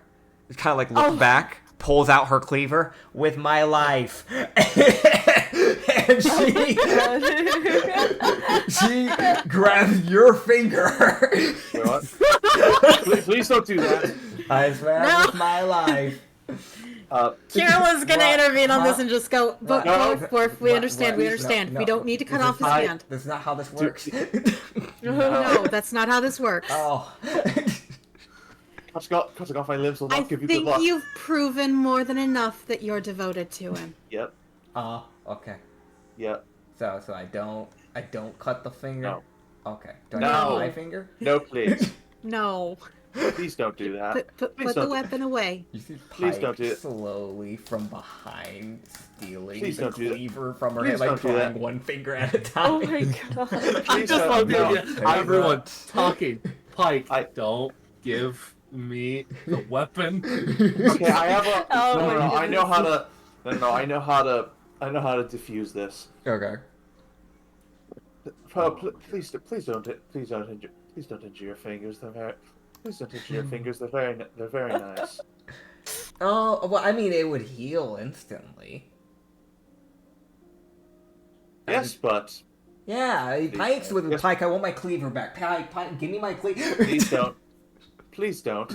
I won't. But I want my cleaver back. Give me my cleaver back. Pike, but yeah, give it back. she will not. Oh wait, hold up. Someone say something. My headphones went burr mode. Hold on. Okay, cool. We're back. I saw his Reed thing light up, and I didn't hear anything. I was like, oh, it's doing What? the thing I'm again. No, I was No. I was leaning away from the stupid microphone. Oh, okay. I thought my headphones were doing it crazy again. No, there we go. That's better. Yeah. But that being said, that is like the final thing of the moonlit night. But there is a merchant to go to for y'all to Yes! deck yourselves out. Money. Shin Yes. Shin will actually lead y'all there. So because he knows where the guy's at, so he will actually lead you. Holding his hand. I'm holding his hand. Heck Alright. yeah, 100%. The money. Okay. I couldn't resist. All Anyway. right. So y'all go. Also, I'm not brushing past that. By the way, I am acknowledging that just so you know. He What you want? he'll lead you the joke you made. Hi Rena. Okay. Hi, thank you for Thank screaming you. at a door that's closed. Oh, you're so special. You see, like you guys would go, I think, like probably 45 minutes out before you get out to like the edge.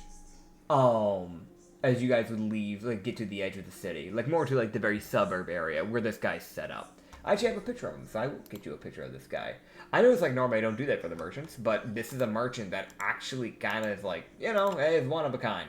You're dealing with like more like significant people here dealing with it. Also, yeah, no, the veins on that elf, I'm just seeing that like, the like Z thing about the whole, beastly arms with soft pretty boy face. Yeah, no, the veins he's got on him is crazy. That's what I was saying, like muscular elf, but like slender crazy body. Because that's kind of just elves in a nutshell. Considering they have like normally slender like builds, this dude's probably got like a 25 or 26 in strength. Like, that's a ranger. But yeah, no, the merchant. So, it's a warbow that scales off of strength. Yep. But you would see this drow that's like has this like essentially tent kind of set up.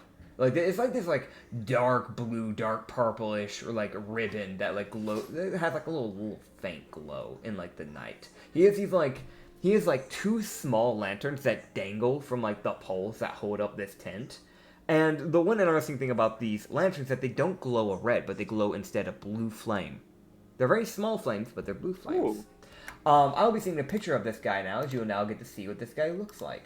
As you're looking at this guy with this white, kind of silver-ish hair, he has these two bangs that go, like, really far down. You don't really know how long his actual hair is, but the two bits that, like, aren't hidden by his hood go down to, like, his chest. But the rest of his hair is pretty long, but he keeps it out of his eyes, but he does have some that kind of like, comes in the middle between the two eyes.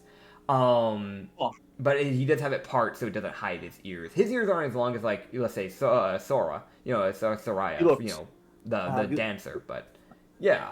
What's with the X Mystery X? Oh, that's just someone that tried to brand and a watermark an AI image. Yeah. That's his gamer tag. dude. I'm sorry, I couldn't resist. He plays Xbox 360, we all know it. Yeah, That no, wouldn't surprise me. essentially he has this like black cloak, black pants, a lot of black. He does wear this like very dark brown, almost blackish like shirt that he wears underneath this cloak, but you don't see a lot of it because the cloak covers the majority of it. He has jewelry kind of hanging off the sides, kind of like amulets, some earrings, like the whole 9 yards. And like a few like bracelets, that sort of thing. And he does have like a little feather like earring off of like his left ear. Also, real quick, let me do something real fast. You guys just entertain. I gotta grab something real quick. Hold on. Oh, I don't know. man just left. Alright, I'm back. Hi. Hi. Hi. Okay, so, he's the guy that's running this little merchant area. As you would see, him and Shin actually give like a nod, and you can at least tell they at least know each other at the very least. It's like one of the people where it's like Shin probably wasn't friends with him, but he at least probably went to the guy for wares every now and then type of thing. And Shin, That makes sense. Shin would just look to the group and go, "Everyone, this is Dual. He is a night merchant, and he can sell you things that can only be found in Hinzar, as well as things, that have been brought outside of the island, but he's your Very man. nice. Hinzar, I have customers for you." Or Hinzar, sorry, Dual. This is very unfitting music. Anyway. I mean, but like we all Yeah, we were it's just fine. dealing with it a second ago. It's going to slowly shift. Don't Yeah, it's worry fine. about it. You don't gotta Yeah, point it out, it's man. You don't fine. gotta point it out. It's fine. That's just an observation. Oh, Anyway. no, you're good. Okay. I did plan to. I Alright. was going to change it to Cozy Tavern. I was actively working on it. Okay. There you Alright, go. listen. I got Yeah. so much shit to sell. Mm-hmm. Oh god. Give me a minute. Alright, here we go. Okay. 14 amulets of Count Vaughn. Okay. 3 Mhm. 3 shark teeth. I never got rid of those. Yeah. From that guy. 750 3 chests of jewelry. You might be best off writing this out, or if you can copy and paste. I'm doing that right great. now. Okay, cool. I'm doing that right now as Okay, I'm cool. saying this. That's right. Worth 750 rupees each. Mm-hmm. The golden heart. Okay. 4 blue sapphires. Okay. 1 blue diamond. All A right. golden pocket watch, which I know is worth 30 rupees. Yeah.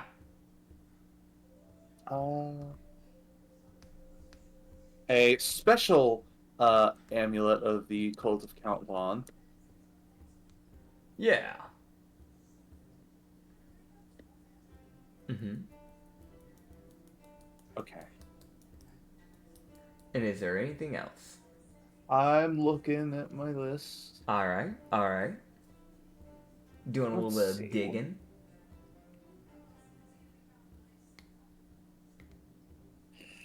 I think that's probably it, because all the rest of the stuff I have is magic items, and I'm not sure if I want to. Actually, wait, I need to check something. Now, I need to make sure that this wasn't from another campaign and I mixed it up. Yeah. Because I poorly labeled my notes. Does a golden black shield with a picture of a fist on it sound familiar? No, absolutely not. Okay. Alright, then Yeah. that's from another campaign and I've completely forgotten about it. Okay, never mind. Yeah, that's definitely. That's fine. Okay. Yeah. You said I heard the first word. I was like, I haven't given you any items that are even black. So straight, yeah. Understandable. Okay. Okay, so if that is all, if you send me that list, Let- I can start giving you the valuations. Yep. Give me a second. Let me just... All right. I know those amulets would sell for like 20 rupees each. I know that. That's What for about sure. the special one? The special one, but that's separate. That's I was more just meaning like the everyday one. Alright, let me just yeah. post this in Pirate Talk. All right. Let me do that. Pirate talk. All right, and money. essentially, I'll just tell you what each version of an item's worth, and then I'll let you, times it and do the math. Essentially. Okay. This guy, I'll straight up. Shin would have already kind of let you know. He would just pay what it's worth. That's typically how he does stuff. So. That's fine. I don't have to worry about haggling. That's Yeah. good. I'll take it. Oh yeah. So that's 20 for each amulet of Count Vaughn, just the typical normal one. So that's 20 Okay. rupees each. For the shark teeth, you're looking at about like 35 each for a shark tooth. Good. I I already know what the jewelry's worth. Yeah, the jewelry, you don't have to guess because you already know, so I don't have to even tell you that one. The golden Yep. heart, that is like a one of a kind. So he would pay you probably 2,000 rupees for that. Woo! Okay. Each sapphire would be seen to be worth around. Let's see, sapphires are. They're more. It's trying to think. Hensar, was it sapphires or was it emeralds? It was sapphires. Yeah, so sapphires are a little bit more on the common side in Hansire, but they're still worth a good amount. They're still gems. Okay. So it would be 500 rupees for each sapphire. Okay. And diamonds in here would be worth around 600 because diamonds are actually like obscenely common. Like IRL, Understandable. they're actually really common rocks. The only reason why they even have any value is because they're essentially capitalism and lying and stuff like that. From All right.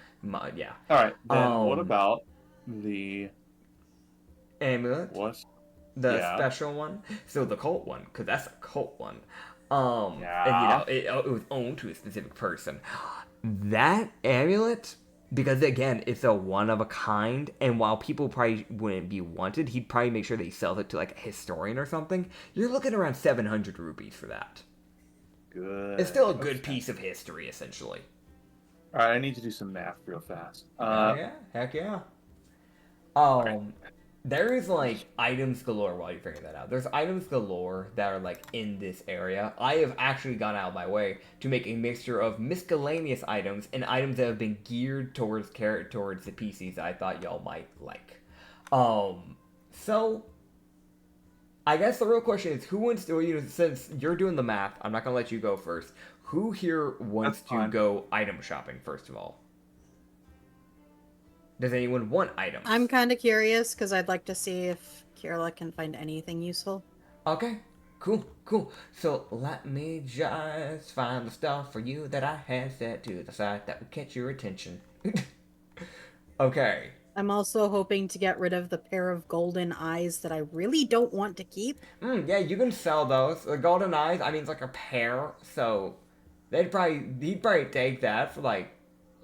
I mean, it's not as interesting as like a heart, because that's a different level of crazy. But that's like 1,500 rupees for that. So you can add that to yourself. So now keep in mind everything here will be a little bit more on the expensive side, but that's because you're up in a bigger area. But it shouldn't really hurt y'all, because y'all have a lot of money up in your crowdfund. So for 500 rupees, you would notice a thing called the Bracelet of the Loyal Companion, which is something very useful to specifically you, Lindry.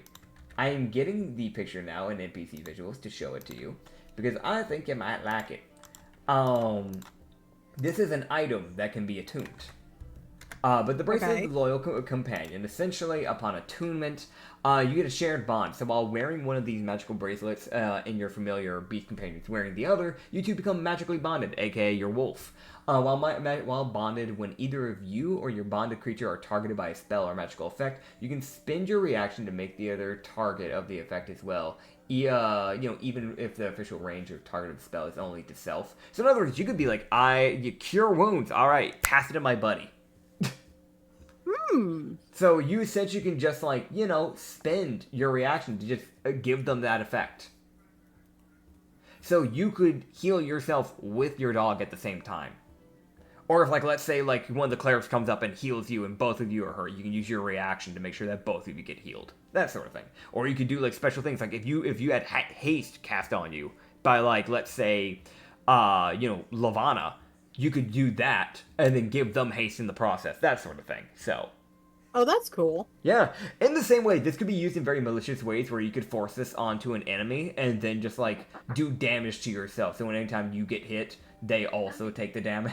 You could just be a jerk at the same time with this. Kind of how you want to use it. But it's 500 rupees is what it's costing. So I can put it up in here. That way you know. There is other stuff, obviously. So I'll just kind of go down the list here, the stuff that might be of interest to you. And obviously, anybody can see these, so if you see something that I put out for someone else, you can obviously try and grab it as well for yourself. There is a thing called it is a succubus/incubus lip paint. I kid you not, that is what it is called. I'm getting the description, because I actually had to write what this one did, because this one didn't have something for it on the side. If you went to the Patreon, you could probably do it, and I think they had something very different, if I remember right, but I had a different idea for it. So applying the lip paint to your lips, temporarily gives you fire resistance. You sprout demonic wings to give you a flight speed of 30 feet. You can cast Hellish Rebuke once without using a spell slot. It's 3rd level. You have advantage on charisma saves, deception, and persuasion. And you can attempt to paralyze an enemy by placing your hand onto them. It's a DC 15 con save. 2 charges for the paralyzed touch. It lasts for essentially 2 hours. So for 2 hours you can fly, you have certain resistances, you have advantage on certain saves and checks, and you straight up could just paralyze a person. You have 2 shots to do that. And you have a Hellish Rebuke of 3rd level you can just use. It essentially just temporarily makes you into an infernal being. A proper infernal being. Temporarily. And that is 800 rupees. That's why there's 800 up on the side. There's a reason why it costs so much. It's, it is a bit more of a item, because it does a lot. There's also the Amulet of Misty Step, and it is 700 rupees. I am sending it now. So for 700 rupees, there is the Amulet of Misty Step, which is an uncommon attunement requiring amulet. Essentially, it's made of mithril, so chances of it breaking is insanely slim. It's just gonna let you just teleport, essentially. Doing Misty Step. But the thing is, not a small one where it's you Misty Step 30 feet. You can Misty Step up to a mile away. It can only be done once, because it has a cooldown. Once a day. But it is the most, if you are completely in trouble and you are about to die, you need to get out of there. Not stick around, but out of there. This is a, oh crap, amulet. This sounds extremely useful. It could be. I feel like that Okay. would be extremely useful. That would be For a me? great way to get the fuck out of Dodge, because most of these islands don't feel more than a mile across. Hee Can I get that one? You No. could. I'm You could seeing if you two want. things that Kirla's desperately wanting. I guess maybe once I get done with Lindry's bit stuff, if she doesn't buy it, then you Okay. can buy it. How about that? Okay. I think that's what That's we'll do fair. for this. Just kind of make it fair for everybody. That's fair. Yeah. There's also a Fortunately, thing. I don't have much in the way of money. There's also a thing that you could wear. It's a type of armor that you can actually wear as a sorceress. It is called Oh? the Merchant's Attire, and it has little effects. It's 400 rupees. It acts technically as leather armor, quote unquote, but it gives a +2 to persuasion checks. It can be worn by any class, and it gives you advantage on charisma checks when dealing with merchants and tradesmen. Oh, So if you're trying to haggle, it's great. Merchant's Attire. Essentially, like, that's the picture that it has for it. But if you want it to look a little bit different, we can just kind of twist it. But it's like a bluish dress. It's like the default picture for, design for it. But, he can get that tailored if you want. And lastly, I remember people asking for some magical abilities. And you see, we have two big magic casters here. So this is the one called the Pocket Spellbook. And I'm grabbing it. It is 600 rupees. Let me just, boink. And let me grab the other half because it's a two-picture thing. And I set this stuff aside on a separate Discord server that I have for myself. It is 600 rupees. Sending it now. It is a pocket spellbook. Essentially, like, let's say, you can grant spell casting. While attuned to it and holding it, you can have access to 2 cantrips and 2 first-level spells from the wizard's spellbook. You can choose which spells they are when you first attune to the book. Your spellcasting ability for them is intelligence. You can cast either the first level ones twice per long rest. Additionally, you can cast as a wizard. It's not for the wizard. It can be for any class the way I'm running it. Also, it'll allow you to have advantage on Arcana checks. So essentially, in other words, you'll be able to cast those 2 free spells that you get twice without having to use a spell slot for it, and you just get 2 free cantrips that come with it. So, and it essentially just gives you like a +1 to like your spellcasting modifier when you're like using it. looks like it has an eye. Yeah, like when you open it. I'm sorry, my brain just picked up on that. No, that's exactly what it's supposed to be. When you open the book, when he opens it to show you it, essentially the pages almost ball up. Like, a bunch of the pages ball up and form like an eye, and this like blue arcana sigil, like, kind of glows, kind of forming like a pupil in a way. And then when he starts closing it, it can tell when he's wanting to close the book. It just all goes back, all the pages that like tore out of the book essentially just go right back into place. Huh. Yeah. Those are the ones that I had for Lindry. Did you want any of them? I'm looking at the Oh, wait, one more. bracelets, Okay, yeah, the the bracelets. lip paint, and the merchant's attire. Okay. And there's one other thing I forgot to mention. Because there was one that you've been asking for a certain weapon. And I made it happen. I have. Yes. I just saw the picture. I don't know what it was supposed to do. You can actually go check out the actual Patreon, which is Dungeon Strugglers, to actually go find out what the actual item does. But I saw the picture and I was like, I had something very specific in mind that I want to do for it. This is probably the most expensive thing that you would see for yourself, at least. That would be up on here. It's called the Vile Glaive. So essentially, not only does it deal the normal glaive damage, but it deals an additional 2d acid damage from activating its daily charge that, recharges, once a day. It lasts for 1 minute, the charge, where it just outputs an obscene amount of just acid just onto the blade. Each strike with the glaive launches acid 10 feet forward if you do not hit your enemy. So if you miss, then there's just a 10-foot cone of just acid being flung. So if you have like enemies behind the enemy you're fighting, you're going to hit them in the process. They'll have to roll a dex save, or they'll take 2d8 acid, half on a success.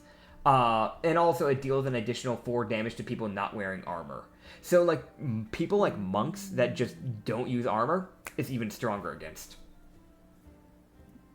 Oh, that looks so cool. Yeah, it's just like, for those who can't see it, it's just like black blade with this like green acid that kind of drips off of it when the charge is active. With kind of It's like like a dark. really dark, sickly green blade. It Yeah. looks so cool. I can't even see the green. That's awesome though. It looks even so better then. cool. Yeah, I can't see the red like that. It's got this like dark red handle to it too, and like even the end bit of the Yeah. handle on the other end has a little bit of a blade. So if someone like comes up and like you're actively in the middle of a swing, you can then just kind of like flick the other side to hit them. So it'll be hard for people to try and catch you off guard with a glaive like that. But it's 1,000 rupees. It also looks like behind the actual blade itself, there's another hook. Yeah, there So is. you could probably use it to just, grab somebody, pull them closer, flip the blade, and stab into them. Yeah, you could do like that's that thing. Like you could use this in very intricate ways. You could also just pull like an ally that's within 10 feet of you to just like pull them closer to you, stuff like that. There's a lot you can do with a blade like this. Nope, come back here. Yep. But yeah, that is 1,000 rupees. Just let me know what all you're gonna be buying using the money. And you know, just make sure you write it down in NPC visuals so I know. Actually, in pirate talk, so I know like what all I need to make by the end of today's session. I feel like the loyal companion one definitely needs to be bought. That's honestly what I was gonna say. The bracelets, the lit paint, the Okay. merchant's attire, and holy fuck that glaive. Heck yeah. So 1,300, 2,300, 2,300 plus 400, that's 2,700 in total. Yep. The paint. Alright. Brace. What did she get for the set of golden eyes? For the set of golden eyes. Oh, I did say that before, but it was 1,500 is what you got for the set of golden eyes. Okay. Yeah. So you're not even running that much of a deficit. You're actually, like, you're doing fine. She just kind of look at Loki and just... Loki, You just give her whatever he needs for it. Yeah. I need 900. You give her 900. Loki grabbed 15,000 before he left the ship. Oh, man. Okay. You So know, 'cause you have, like, Kieran is work- now broke, but also she's got really fucking cool items. I mean, hey, Yeah. worst scenario, if you run out of money, you guys can just pull from your fund. You have a really big fund. You made a lot of money in the last one, so... And you'll probably be getting more money because, you know, the wanted return thing of Creodibia is going to be a thing, so you'll get even more money soon. So, I wouldn't worry about it. Before we hit Usagi's, because I know Usagi, I set up a decent amount of stuff, and you kind of use miscellaneous stuff too. So I'm gonna try and hit you after we get Loki's, because Loki's I don't feel like will take as long. I am also going to question Mhm. this particular merchant. Uh-huh. Does he have anything for attunement slots? He does. Because You that can would actually be useful. you can buy an attunement slot +2 for 600 rupees. Alright, I'm gonna buy one of those. Yeah, any player can buy those. So if you ever start running on attunement slots, he can essentially give you that, and you can get 2 more attunement slots. So I'm buying one for myself. that's as fair. well. That's fair. Yeah, and one for Kirla. Yup. That is fair. I'd recommend that for So now I Ublex actually and have the all slots. PCs, as well as Usagi, so, yeah. But, okay, so, Loki. Hey, bud. How you What do doing? you want? Also, I freaking love that. Yeah, that was Oh my like a god, you frickin' can actually Scooby-Doo diagram. attune Oh, man. your fourth Excellent. item. Yay. So- Let's see if I. Oh boy. This does not have What's a up? picture. This is the most expensive thing here.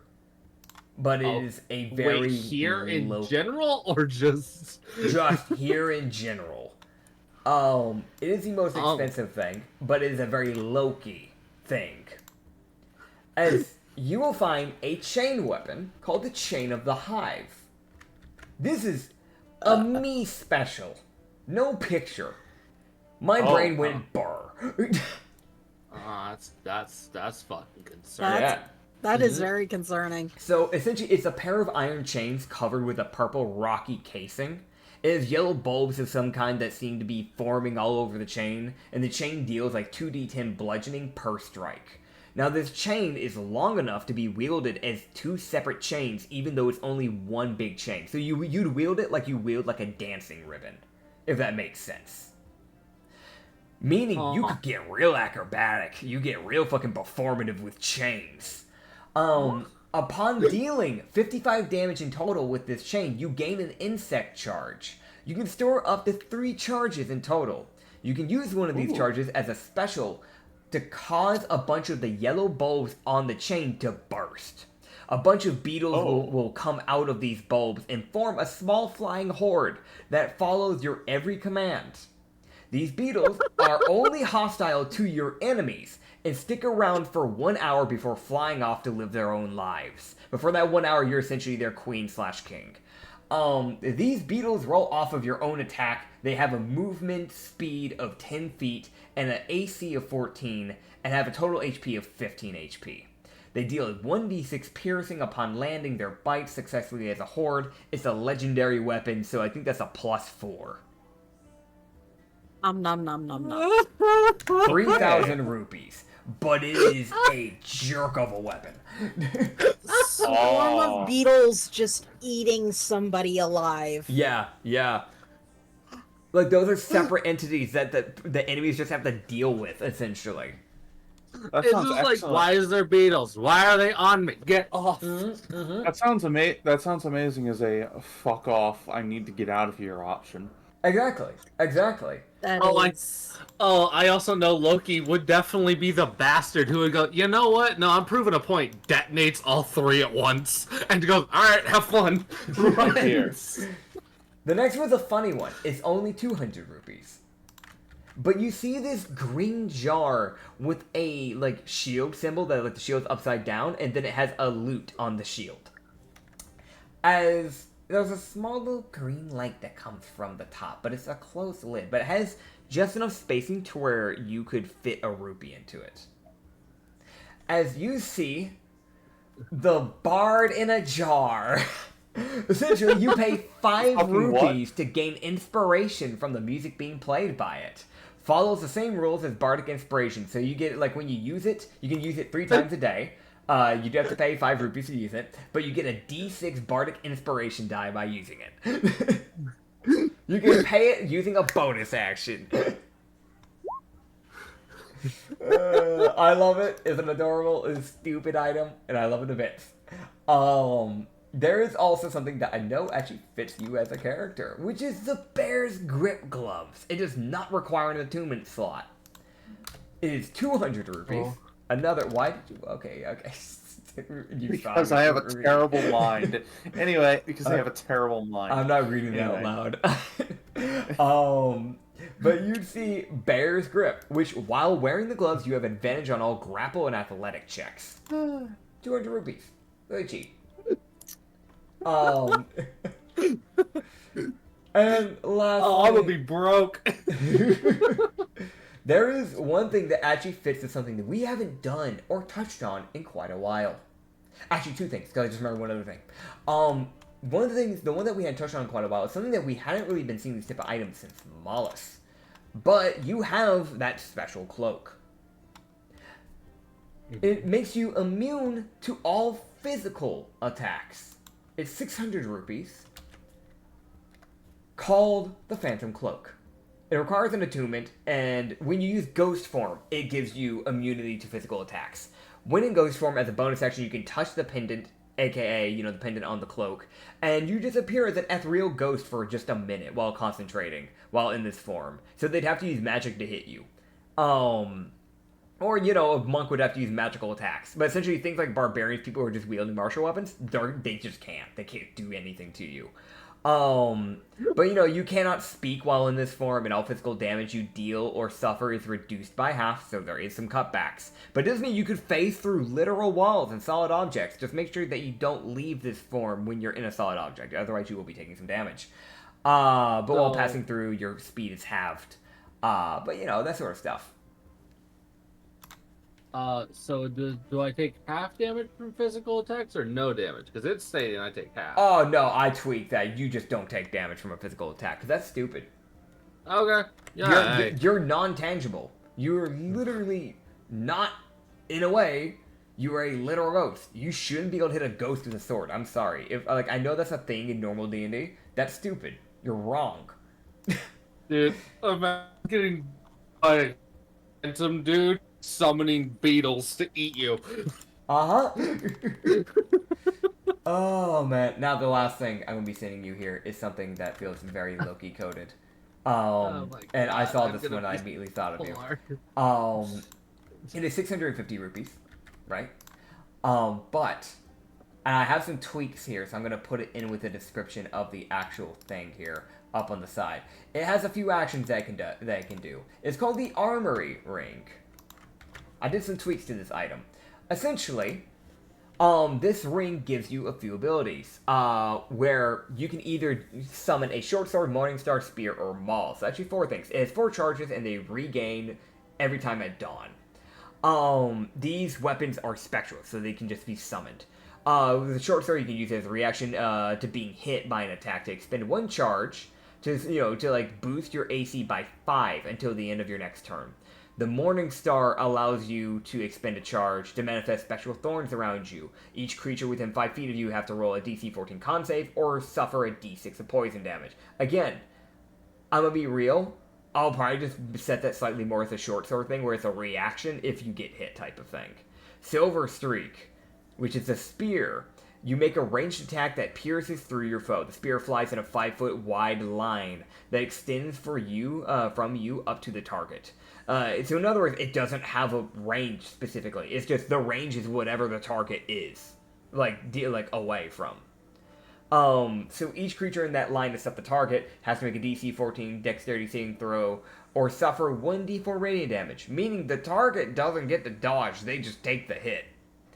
And the Black Hammer, the Maul, you can use a bonus action when you make an attack with the Maul to expend 1 charge and make an additional attack. So you just get like an extra attack by using this. You get a +2 bonus to your attack roll if the target, if you target a creature that is not the previous target from before, if that makes sense. And you'll be allowed to turn that into necrotic damage. Now, the tweaks I did to this thing was that the Crimson Thorns will instead deal 2d6 poison damage and applies a poison status for a turn. The Silver Streak deals 2d6 radiant damage instead of 1d6, and it'll apply the blinded status for a turn. And the Black Hammer deals 2d6 bludgeoning damage, and it does an additional 8 necrotic damage when hitting a new target with it.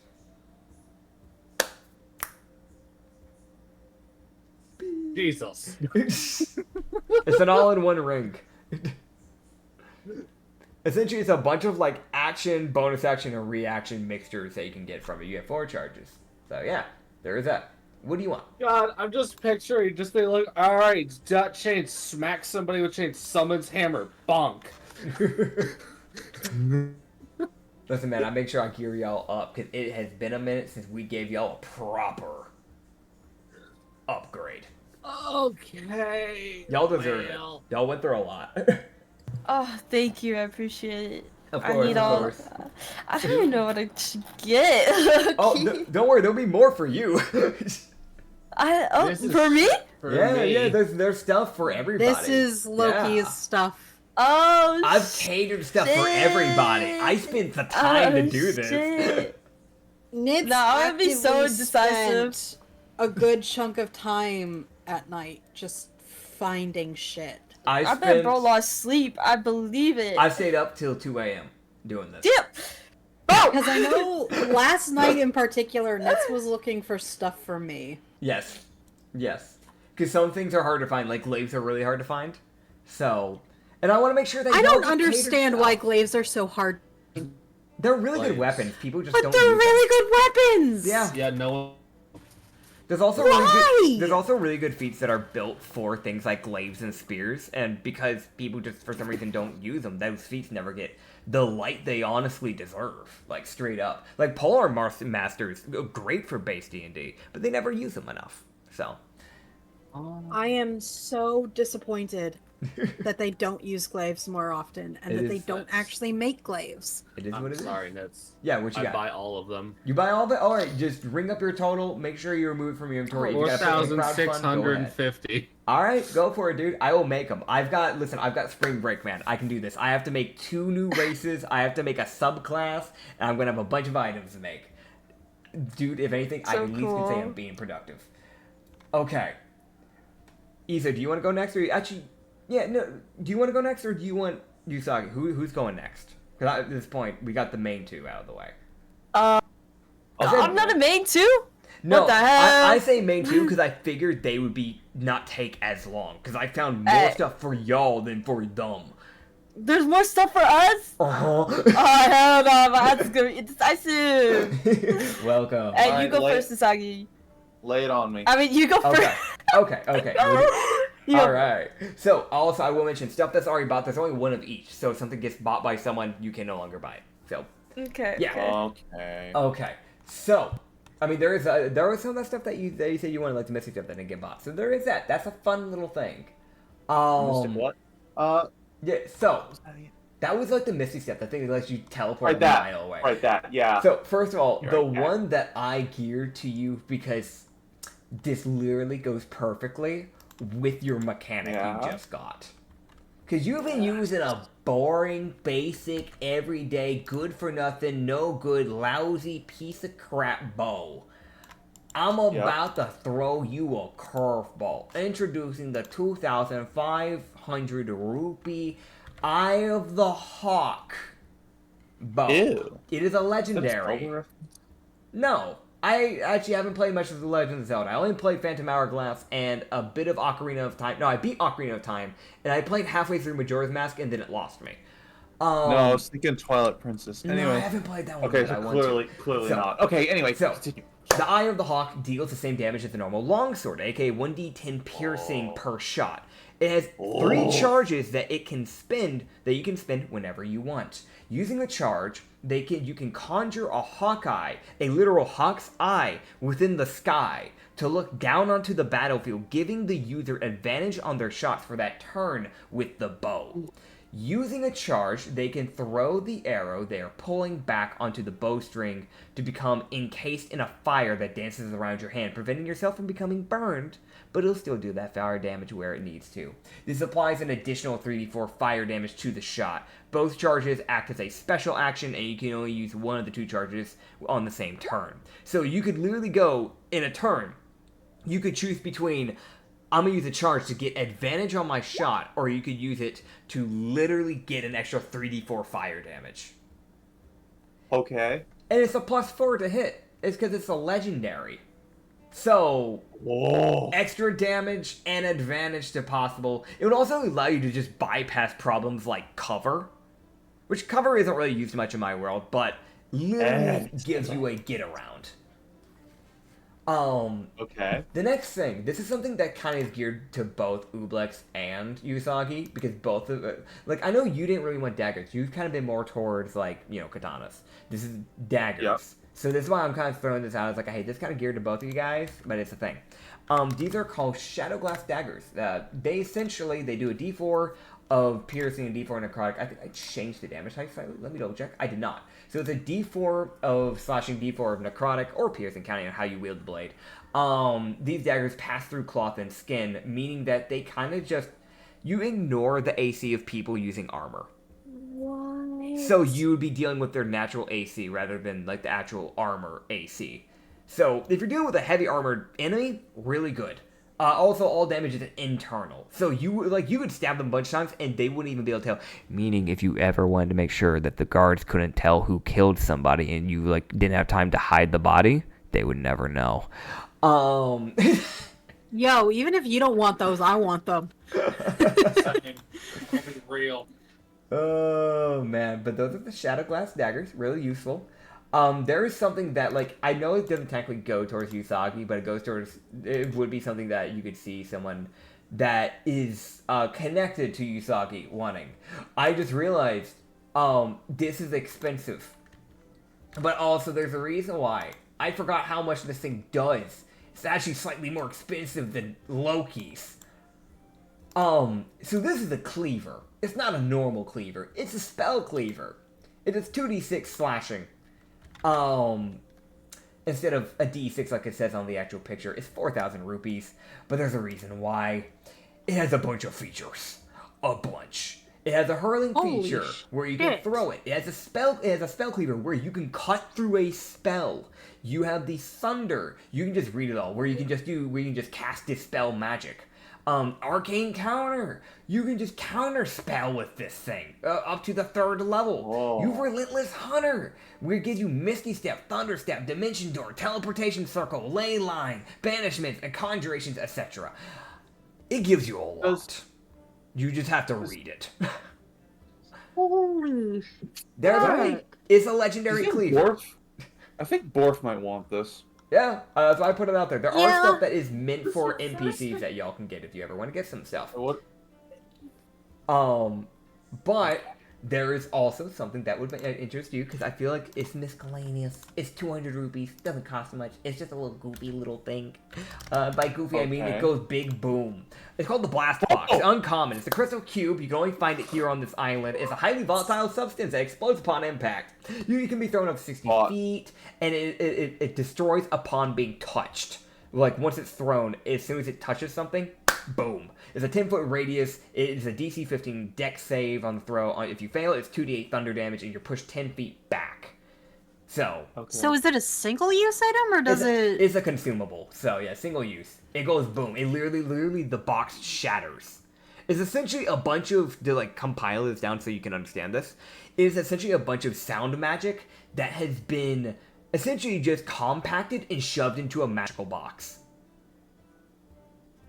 So you're essentially, when that thing shatters, it's essentially just releasing a bunch of thunder wave, a bunch of magical sound just out, immediately erupting out of the box. So it is a loud item, do keep that in mind. There is another thing. It'll be a great distraction. Yeah. There's a thing that you will like, because arrows are a thing that you gotta pay attention to. This is the Quality Quiver. The Quality Quiver, which is 600 rupees, grows 1d4 plus 2 arrows per day, and these are +1 arrows. Meaning that if you're shooting with them, not only are you getting like that +4 if you buy that bow, but then you use those arrows from this thing, you're getting a +5. Okay. 600 rupees for that. There's also something that I feel like was very fitting for you, because you're a silly little guy, and you like silly little things. This is the rubber ducky. Fucking what? Acrid hate used you. this I before. hate It's once per day when a projectile is headed towards Oh you, my you God, hear I a love the duck duck! inside your head. The creature that targeted you I want automatically it. misses their attack. I want it. I love Awesome. the duck! Give Sorry, me the rubber duck! ducky. But I want it! Oh, you know what? You It's shot- fine. I'm you gonna be said- spending.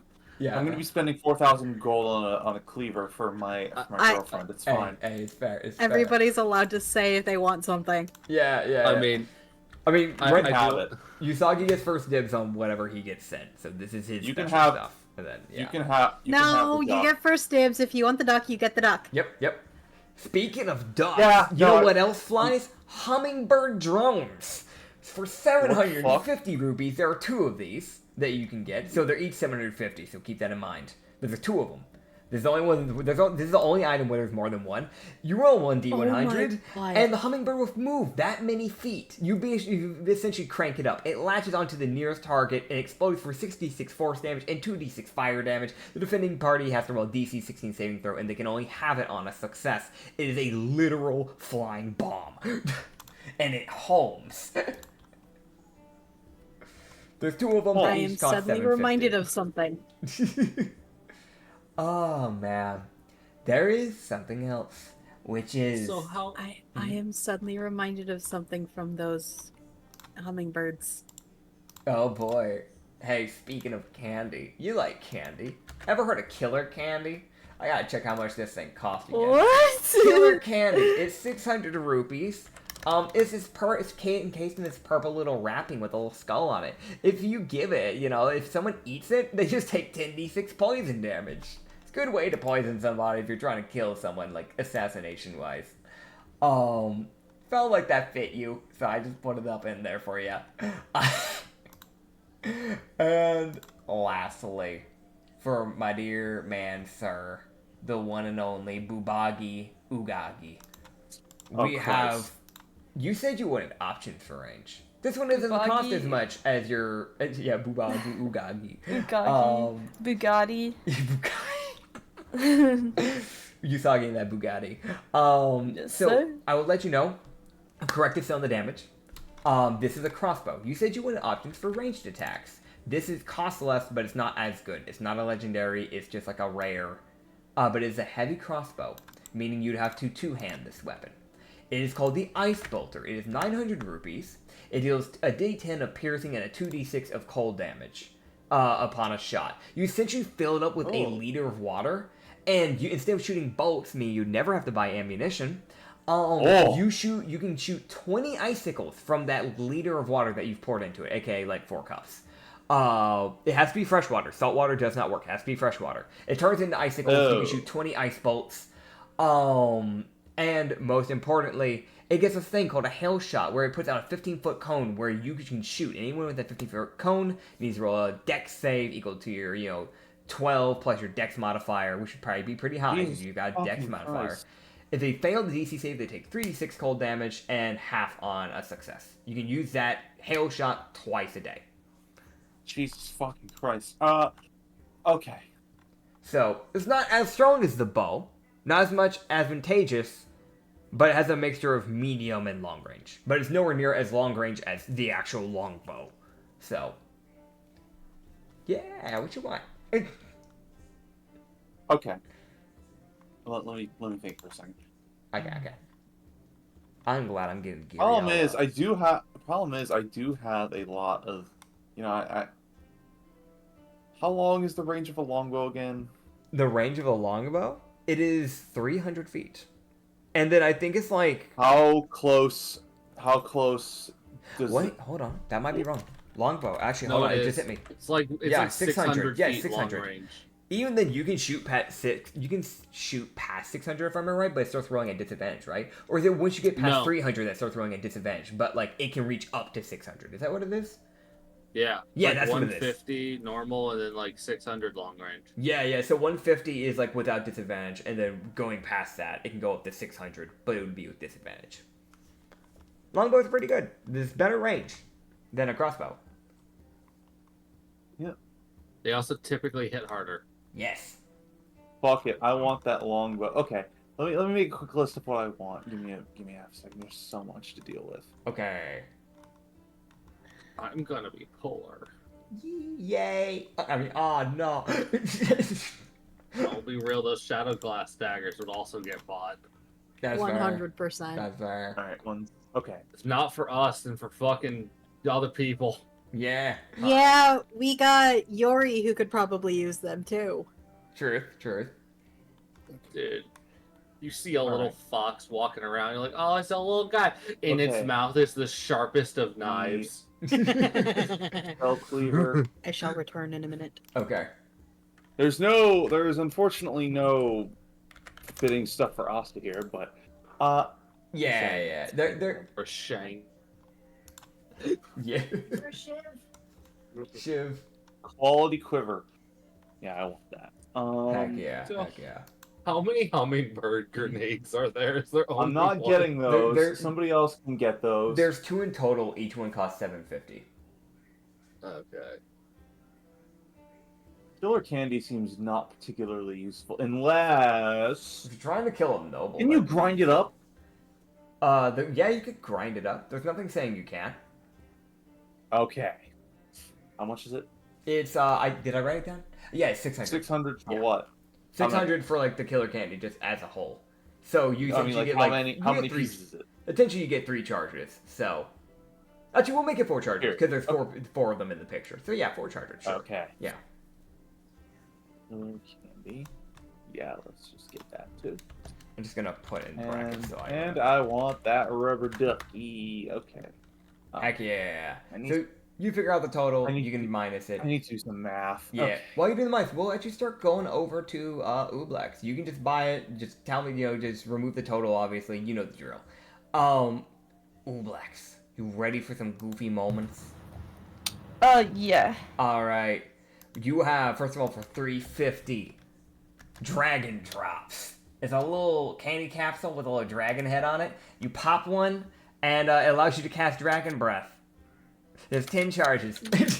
What? You know those things where it's like Pez? Yeah, it's one of those like Oh stick my things. God, It's I got a love little dragon. Pez. Yeah. I love that so I haven't much. had Pez in ages, man.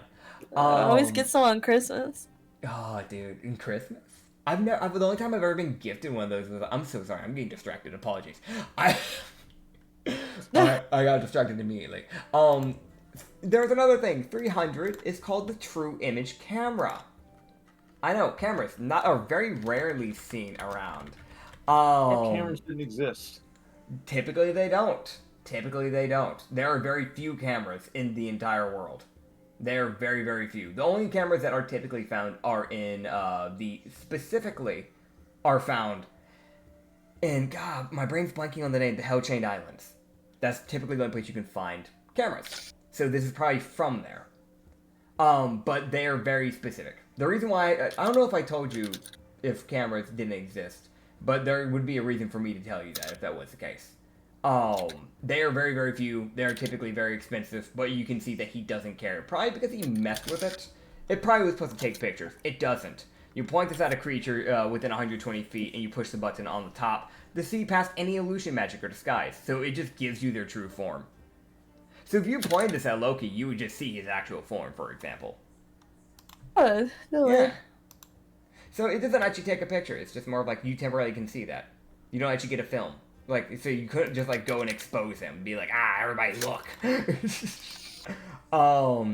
There is... That's a choice. That's a choice to look at a demigorgon in a photo. That's a fucking choice. For 200 rupees, you get the Wand of Bubbles.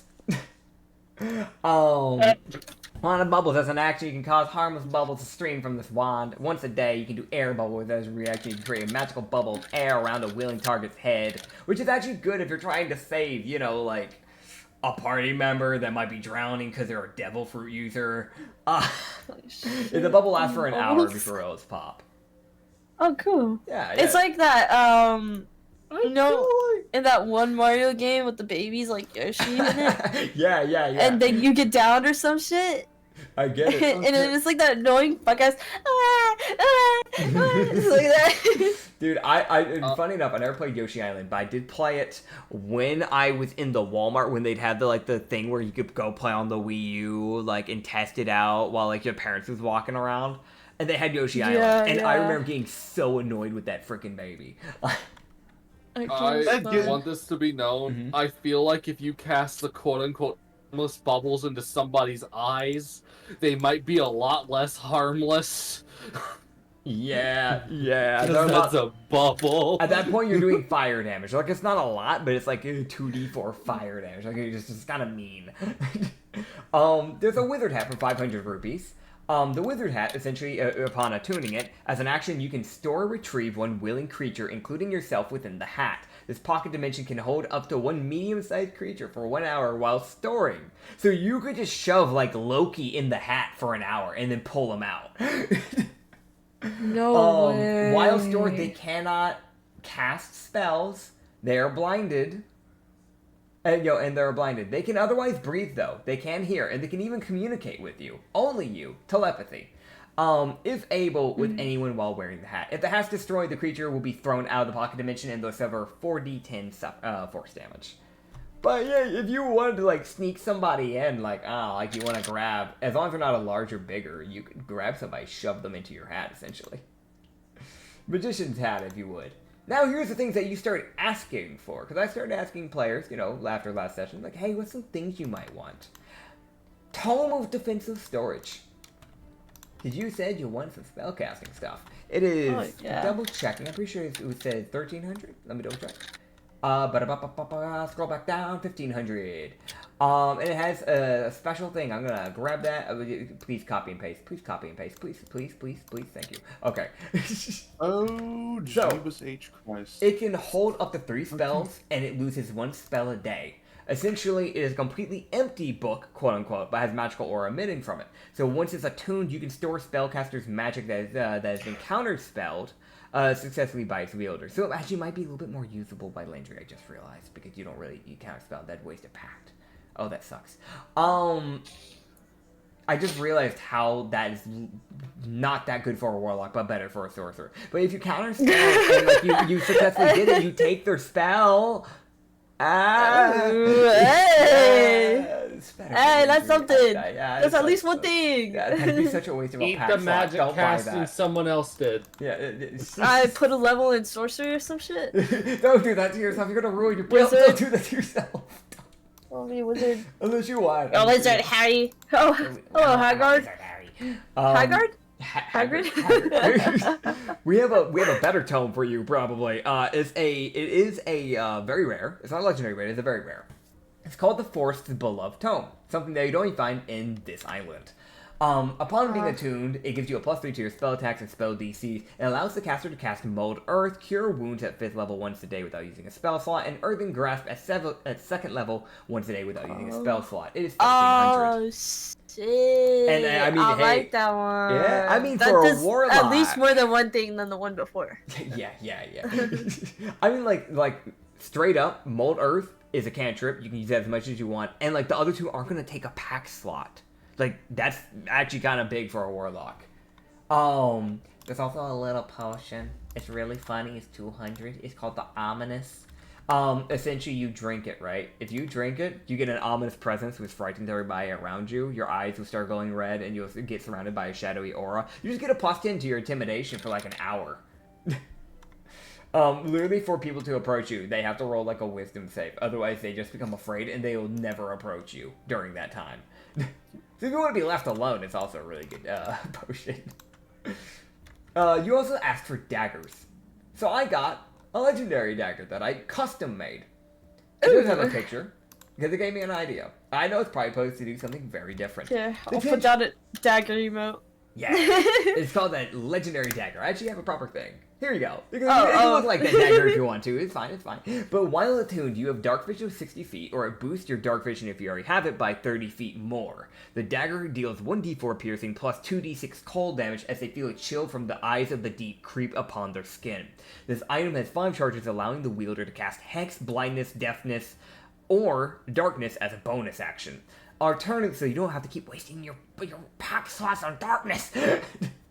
Alternatively, you can expend a charge as an action to plummet the blade into the ground to cause a 30-foot line of tentacles to sprout from the ground and thrash at any enemies within the line.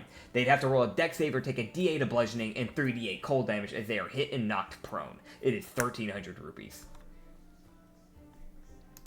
I can shank people. Yeah, you can shank people, you can make little daggers, you can cast a bunch of extra stuff for free. And the last thing is a concealed cast bandana. It is 200 rupees. It is so stupid, but I love it to bits. It is the goofiest little thing. So essentially, I'm just gonna grab it here. Let me just yoink, copy, and paste. Bonk. So, putting it on, it doesn't even take a attunement. You just wear it, right? You get advantage on deception checks when attempting to cast a spell subtly. Meaning, you don't even need to be a sorcerer. You don't need to have, subtle spell casting from, like, sorcerers where they typically use, like, like a sorcery point to do it. You can just try to roll advantage deception to just see if you can just do it without them noticing while wearing the bandana. They're too focused cool. on the bandana. Yeah. It's just How strange it looks on the blue fucking slime. Oh my goodness. Who's in a nun outfit first, bro. looks very strange. It looks. That would be an insane fit lineup. I fear. I mean, you could always honestly, something you could do if you wanted to hide it is that you could tie it around like your shoulder, around the shoulder or around the very beginning of the arm, around that area of the forearm, and then just let it hide underneath the cloak, the nun's cloak. So in case you didn't want to actually incorporate it into your design, there's still a way to hide that within your attire. Oh shit! It's Yeah. I'm forgetting names. Anyways, yeah. Yeah. No, you're good. But yeah, those So are all brain the rotted. items. Hey, listen, we're all brain rotted a little bit. I know there was an NPC I had who had an item that was supposed to be brown, and he was like, I don't want to wear this, so he just had it like a brace, or it was like a necklace, and he wore it on his belt. Couldn't be bothered to actually wear it. Hey, I get it. But yeah, what all do you want, Issa? So long and hard right now. Yeah, What? That What? 5th level. She's thinking long and hard about it. Yeah, I'm thinking long and hard about it. Yeah, It's like not we an all do. innuendo, you freak. Yeah.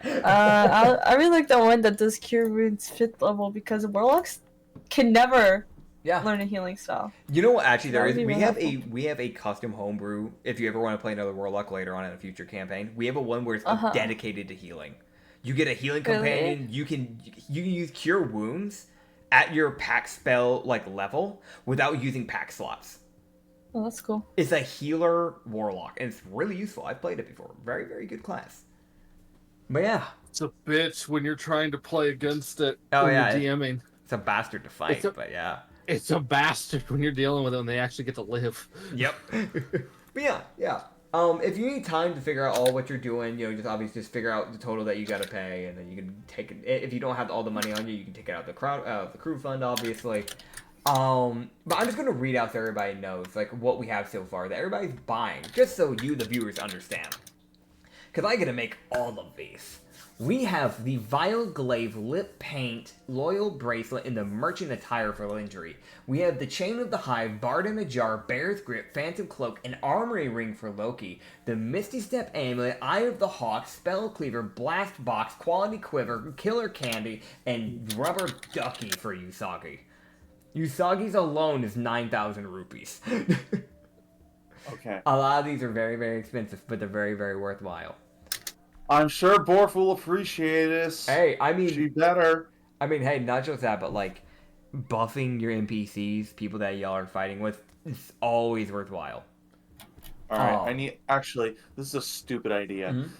Mm-hmm. Actually, wait a minute. Oh wait, this would only work for Asta, wouldn't it? I was gonna say, do they have catnip here? I don't think I've had that in a while. I'd say probably not with this guy, because he sells more of like interesting, like unique stuff. He's kind of like a pawn shop in a way. Is a good way.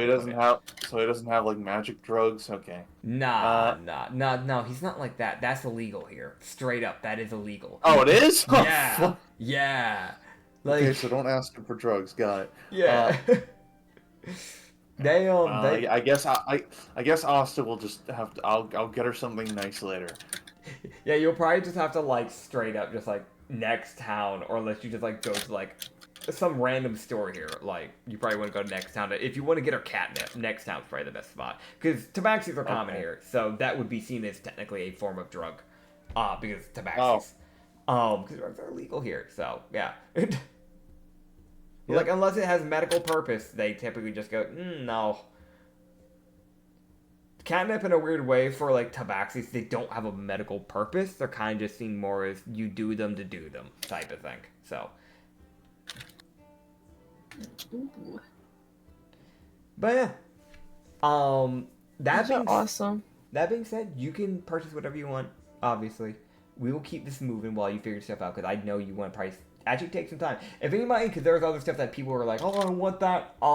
Make sure you write that into your thing on Pirate Talk of what else you're wanting to get. Like, I know some people were screaming about, like, the amulet. Some people want the Shadow Glass Dagger. I heard about that. Stuff like that. Just, whatever it is. Make sure to add that into mine. Okay. Yep, just make sure so that way I know what I need to make, coming within this week. That being said, you guys would finally get wrapped up. You buy your stuff, you sell your stuff.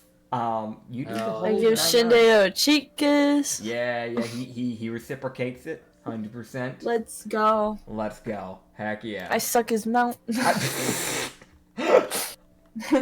Later. Later. Yeah, not the time, not the place, Later to have a joyous time. Later. Yeah, later. Later. Oh, Gotcha. Man.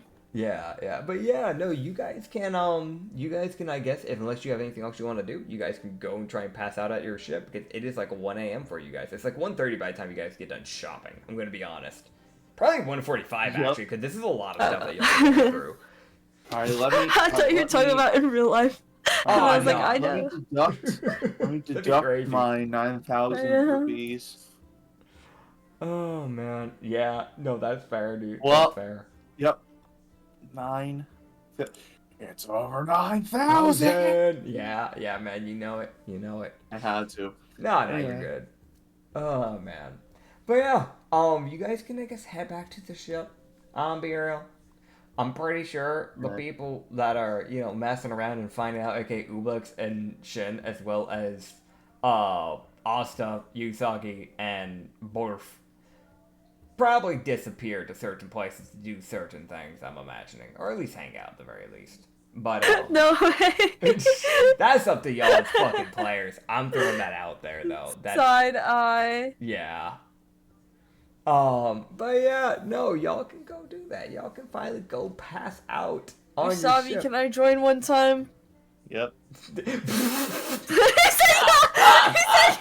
I didn't quite catch what you said. What the fuck did you say? Yep. Oh my! We just He said yes so casually, not even knowing what he agreed I to. fucking missed. Could you repeat, please? Brother. No.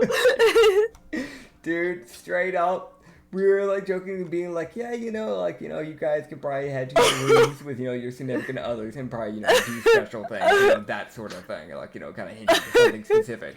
Something that I did with Usagi's mother-in-law in a different campaign recently. Oh, Yeah, oh god. that's another thing for another. What? I'll explain later. Nah, bro. So over. Yeah. So, we were jokingly being like, yeah, do that. And then Issa asked you, hey, can I join in sometime? And you went, yep. You? I forgot. I was fucking wasn't paying attention. No, you can't. I mean, Usagi can change their size whenever. I mean, not Usagi. Fuck. Umox can change their size whenever they want. So like the offer's there. Yeah. I mean, No. Shin's built for crowds, No.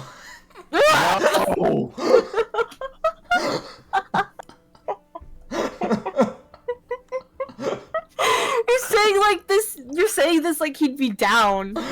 No. All I'm saying is that he's built to handle crowds of enemies, Combative wise. Combative wise, I don't think it's just combative wise what you're saying. Are you saying it's not a battle? Okay, anyway, sorry, I'm so sorry. The freakish. I am walking away. Instead of Goofy. It's goofy. I don't think I've ever made jokes like that before. That's a new one for me. I'm be straight up. That was a good one. That was a good first one. There's a first time for everything. Truth. Okay. Oh yeah, don't forget to write that to the front of your mind so that way I know what to make for you. Oh man. But yeah, we're having tea after that. Okay. So if there is anything that y'all want to do on the second day here, let me know. Otherwise y'all can get up, sail off. There is something that actually Lavana will talk with you, Loki, about, but otherwise, if there's anything else that y'all want to do on the island, let me know now before y'all sail off from like essentially a safe haven. Like the safest island y'all have ever been to in this campaign. Loki would talk to the artist lady. Okay. And get the drawing thing she was talking about doing. Oh. Get that done. Oh yeah. So she'll assemble, like, you essentially have to assemble the crew, and y'all will basically just pose up for like just 30 minutes to an hour. She's a very fast painter. She's a professional, so she's been doing this for a very long time. She will make a straight up, just as like close to the realistic form of everything as possible. So the whole crew essentially gets to pose in front of the boat. And she's just doing one massive group photo, painting wise. Oh, cool. Yeah, because Loki decided to pay for that. So it's just like $150 out of like the group fund. But she would just make this like a massive one. So like you can see where like she made sure that everybody could be seeing the picture. So she had the tall people up in the back, that sort of thing. Straight up, I'm be real. Unless you refuse, you'd probably be on Borf's shoulder. No, that's fine. Yeah, you'd see again, Ublex. Unless you have something in mind, Shin will probably just stand beside you, just hand over shoulder type of thing. Aw. Ublex is touching him. Yeah. So sweet. Ublex is gonna touch him. Okay. I you can see Kasheshe kind of standing on like the shoulders of Varara in the picture, kind of like off. He's like far off into the corner, like with her, like in the back. Because Varara's fairly tall, because she is a robot. She's straight up 6 foot. But he's like Kasheshe's like, I'm here. Yeah, he's like waving a wrench around with like the most excited face. Pipe, I want to mention, it's like, you see some people where, like, they have, like, pretty excited expressions. Like, straight up, Aurara's just straight up, like, a board. Like, there's just a statue. You have Pike, who is, like, done the opposite. Very, just, like, there's that bit of that noble that comes into play. Just that very, like, formal standing, like, you know, hands behind the back, you know, type of thing in the kimono. Just kind of staring towards. Yori, straight up, gonna be honest, she's like ducking, kind of like near Loki, kind of the thing of like she's slightly taller than you, so she's doing that thing where she's kind of like putting her hand over your head, like, "Ha, I'm fucking taller, look at you," you know, that sort of thing. Yeah. Because someone like her doesn't get to do that very often. Yeah, I know. He wouldn't be mad. Yeah, that's fair. That's fair. Unless Lindry objects, Lavana would probably be like right behind her, like hugging her from behind, essentially. That is a very Lavana thing to do. I don't think she would. Yeah. You've got Gildart, who is like, I'm gonna be straight up, everybody else is like on the port, he's on the boat. He's just leaning off the rails. Just kind of looking that fucking over. checks. He's Yeah. the one that drives it, so... Yep. The one other person that is with him, though, is Leo. So Leo's kind of side by side with him. They probably talk a bit more than what y'all have realized. Oh, yeah. You have Asta, who is on, like, the side of Borf. She's a little bit shorter, though, so she's kind of, like, to the side, but in front, because, you know, tall people in the back. Nathi is also in the back near there. He's just making a sassy pose. And Tito's straight up near the front because she's 5'1". And she's just doing that thing. You know that, like, that thing where, like, you make a fake gun and you kind of put it to your head? She's doing that motion for her pose, straight up. Like, just tongue out, but, you know, like head tilted, acting like she's actively falling, like, pose. Like... Yep, checks for the sniper. Yep, and the three slimes just stand there because they don't know what to do because they're still freshly sentient. And you have Alana, who's, like, gets captured in the picture of the back, like, actively walking in confused because she doesn't know what's going on and she just showed up. So in the picture of, like, the actual painting, you just see her with her bags in hand, looking towards, like, you know, the painter, the picture, confused. Like, the most confused look of what's going on. And you have the dogs on top near the boat, kind of hanging off the rail. Like, you have Moo kind of just sitting on top of the rails with the Cinder Dash.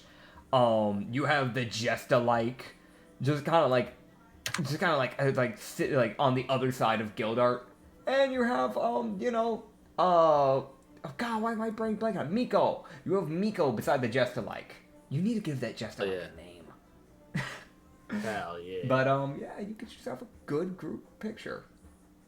Oh yeah. We have to name it just like we have to, my doggy. Yeah. Yeah, my doggy. dog. My doggy. It's this dog acts stone-faced towards everyone but Ublex. Like, it is the most, like, towards Ublex, like, tail wag, like, you know, tongue out. It looks over to literally anyone, crew or not crew. It is the most dead-face stare. Well, if it had eyes. Like, just the most, like, what? What do you want? I'll kill you. I'm gonna be honest.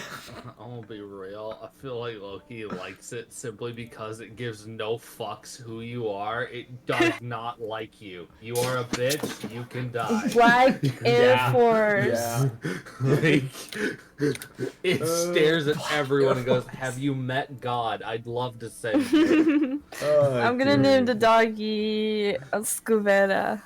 Okay, I'll type it. Okay.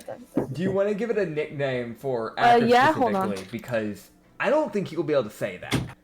I'm gonna call it Vera. I'm back. Vera, okay. Sorry. I didn't quite pick up what you said.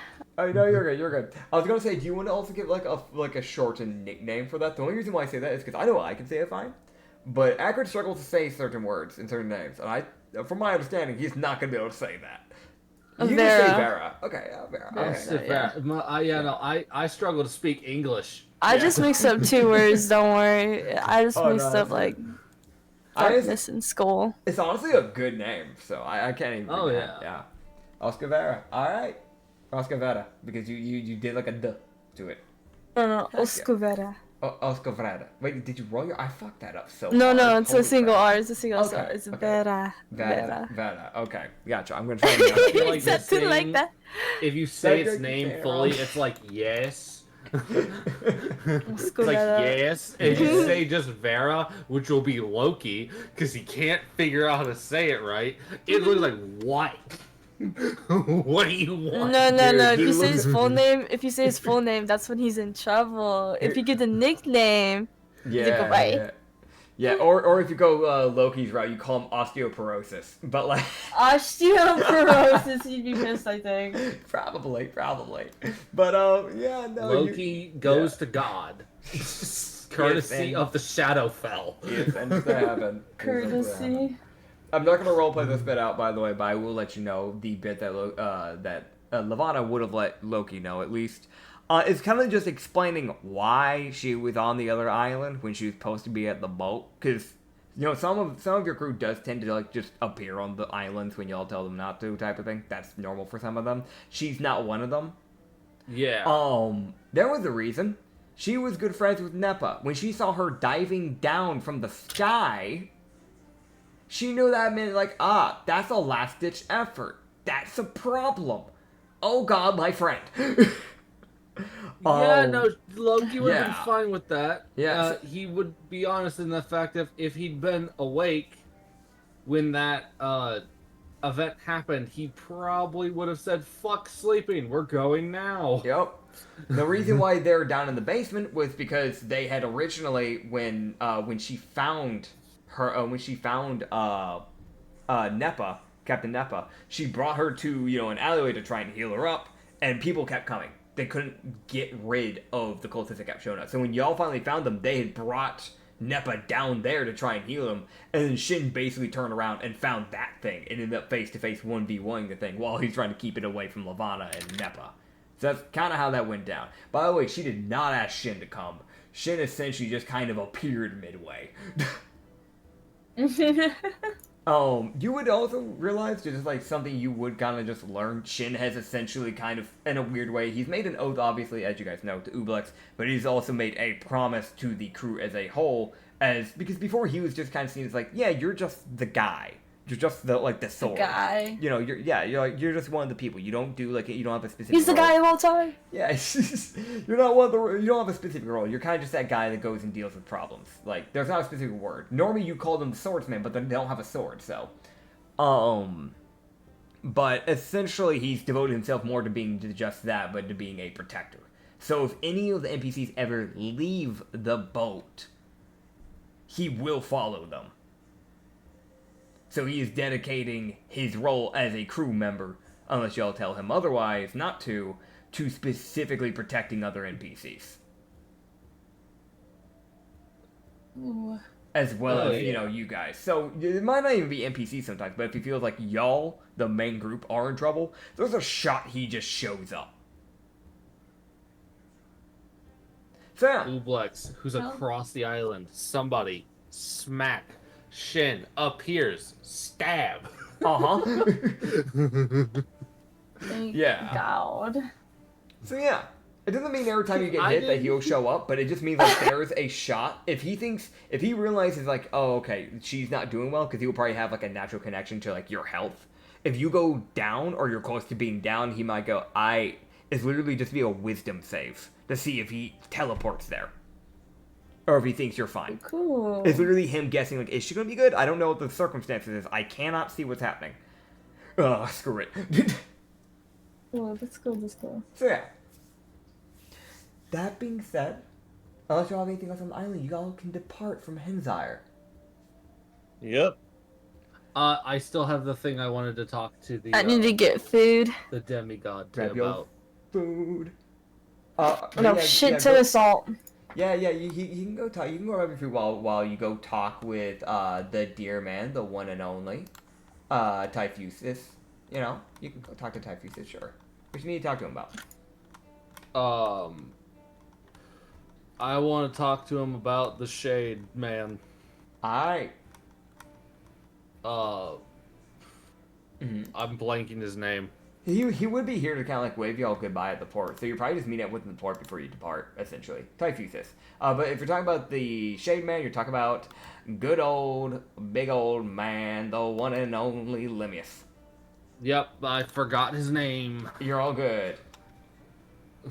Kind of sounded like you did there for a second too. My brain was like, it's an L and a Y, Lindry, no. Not even how you spell her name. That's nowhere close. What the fuck? Yeah, I don't know why.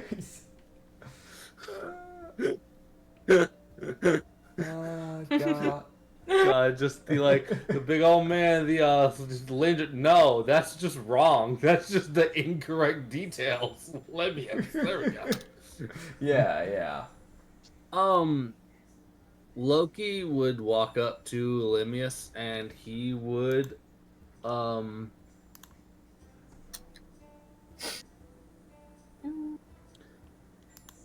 he would just go, I don't know if you would know anything about this. Mm-hmm. But I know that. Also, thank you for dealing with the monster hunters. Of course. When Lemius has taken an extra interest in our crew, Mm-hmm. I know that some of the crew really don't like him and would prefer to kill him. The bare minimum of from what I've understood, and at least from what I've seen from him, he doesn't seem right. Typhusis is a cursed person. Rarely do people ever ask about him. They simply assume he is a monstrosity that is simply going off his way to harm the world because he can. Fact is, I could tell you a tale, because I was there. On the Hellshined Islands, way back, when I was only 27, there was a town that was going under siege. This tale goes many ways, and some people have twisted it. But that town was under siege by goblins and hobgoblins, orcs and gnolls. Because, sadly enough, the Hellchained Islands were unsuitable for living life, as monsters ran it, and even the barbaric tribes like that were fighting for dear life to simply survive. Several kingdoms formed on that island within the times, and most of the time they fell within 5 to 6 years. Which is why there are some islands that they no longer tried to build on. Simply because removing all the agriculture and all the past ruins and buildings would be harsh, and trying to build within the ruins would be even harder. It would be too costly. Thing is, one of those islands, one of the abandoned ones, stems this tale. See, I was born here on this island, but I traveled pretty early on in my life. That island was essentially unlivable. Food was scarce, which is why the islanders, the tribals, were attacking the people who came from a different island in an attempt to colonize, because they knew the food wouldn't be enough for the both of them. That tribe, sadly enough, even though they were in the right for having people try to colonize their island, I was simply a passerby. They were killed and slaughtered, but originally they had the upper hand. There was a god that was passing through this dimension. He's no longer here, but he was a man by the name of the Gambler. He was made purely of mana. No physical form. His body essentially being held together by magical pages. I think he was originally a tome that gained sentiency and eventually gained enough power to ascend to godhood, which is something that is very rare. Fact is, I think he meant well. from what I could tell from the intentions of the gambler. He placed the sword within the village and told them should the need ever arise, they may take the sword in case of an emergency. Lemmius was once just but a villager, just a normal person. And when the siege happened, he grabbed the sword, seeing that people were falling left and right dead. He did save the town, but at the cost of his own life. As the sword sucked his soul into the blade, and the curse took over his body, using it for its own will. As long as it completed its end of the bargain, aka why it was grabbed, it would be allowed to do whatever it wanted with the body. Lemmius' soul is still inside the blade, which is why he keeps changing from a horrible person, craving violence and chaos and destruction and bloodshed, to a rather perplexed person. But he cannot speak about it directly, because if he speaks about it directly, then his soul will be ruined. It will be crushed. And he can't do anything about the curse taking his body if he is not alive.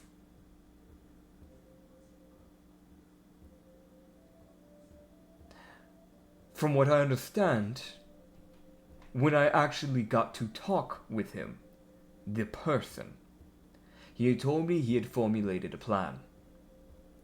He was going to set up a bunch of pirate crews. Because he knew that the Navy were corrupt, but he knew that there were pirates in the world, while some were bad. There were ones that meant well, but were simply breaking the Navy's idea of law to serve forms of good acts, like your crew. So he started assembling a mixed mash of pirate crews and paid attention to their actions. But he often intervened, trying to keep people from dying, because he didn't want ones that were good-hearted to die. While the ones that he saw were corrupt, he let them die without any intervention. His plan is to find the perfect candidate and essentially shift all the magic from the sword into a final blade that could remove the corruption and the damage done by his past self, aka the curse. So, by destroying his soul and creating the blade for his chosen candidate, he will remove the curse in the process, stopping it from being able to create any more chaos. So if you're one of his crews, and you haven't died yet, then you might be one of the candidates, one of your people. Well, he's actively come and talked to us and challenged us to see if we were worth his time. If that's the case, then he probably wanted to understand. That would mean two things. Either one, he wanted to understand where you genuinely stood, strength-wise. Or two, one of you have already been picked as a candidate, and he's simply making sure that you wouldn't die when holding his sword. Because while it is a lot of magic power, removing a curse and intertwining your soul into a sword is an immense amount of power. And doing that, if a person grabbed it and they were too weak, they would perish. And in worse scenarios, their soul is absorbed into the sword.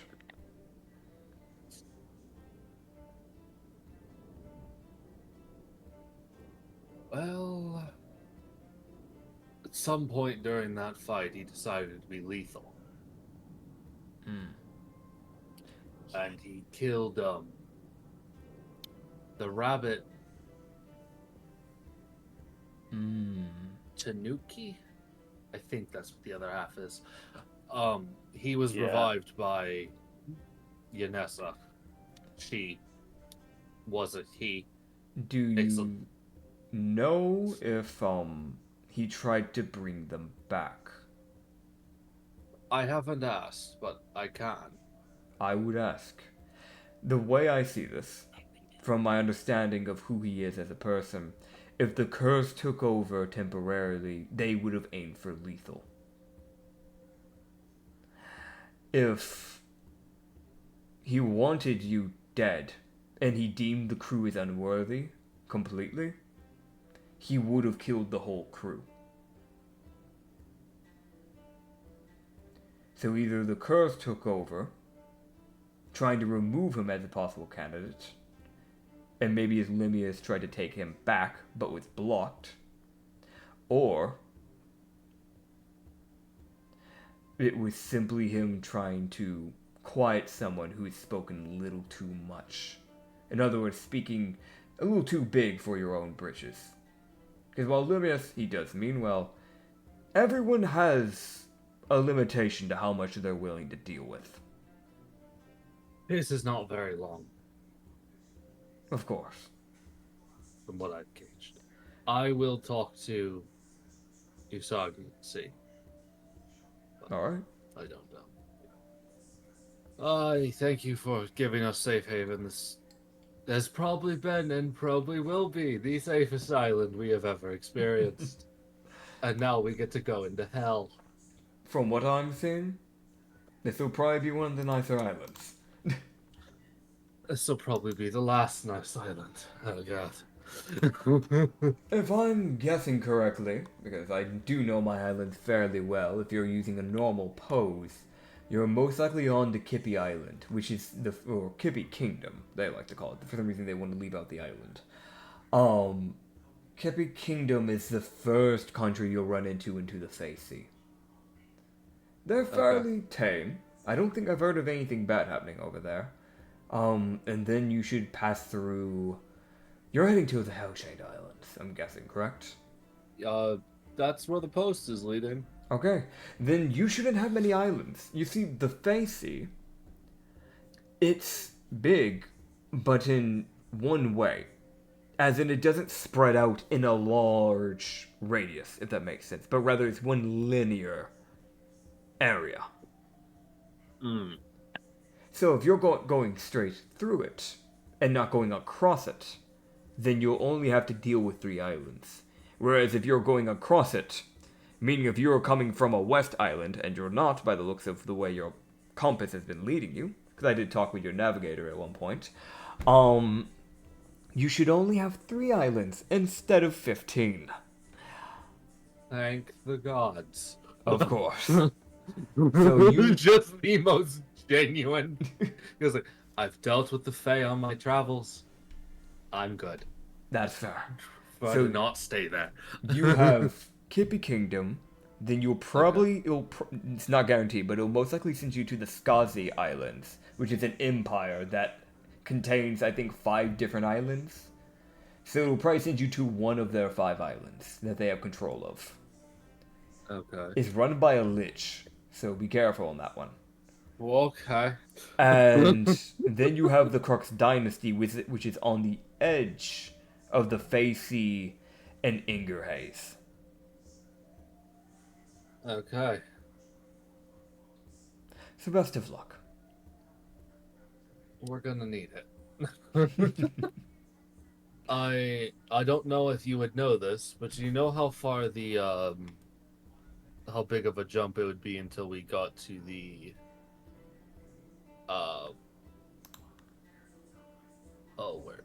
Lake Calora? La Calora. That's located in Ingerhaze. Yes. La I Calora, asked- that's around the middle of the sea. So you probably, once you get out of the Facey, you probably have 1 or 2 islands that you would run into. I say 1 or 2 because unlike some of the other islands where, you know how the islands, we have a constant rotating thing similar to the planets. In Ingerhaze, they don't just rotate, but they almost shuffle around like someone playing Have you ever seen that game where you put a ball under a bunch of cups and you shuffle them around? It's like that. Yes. Oh, lovely.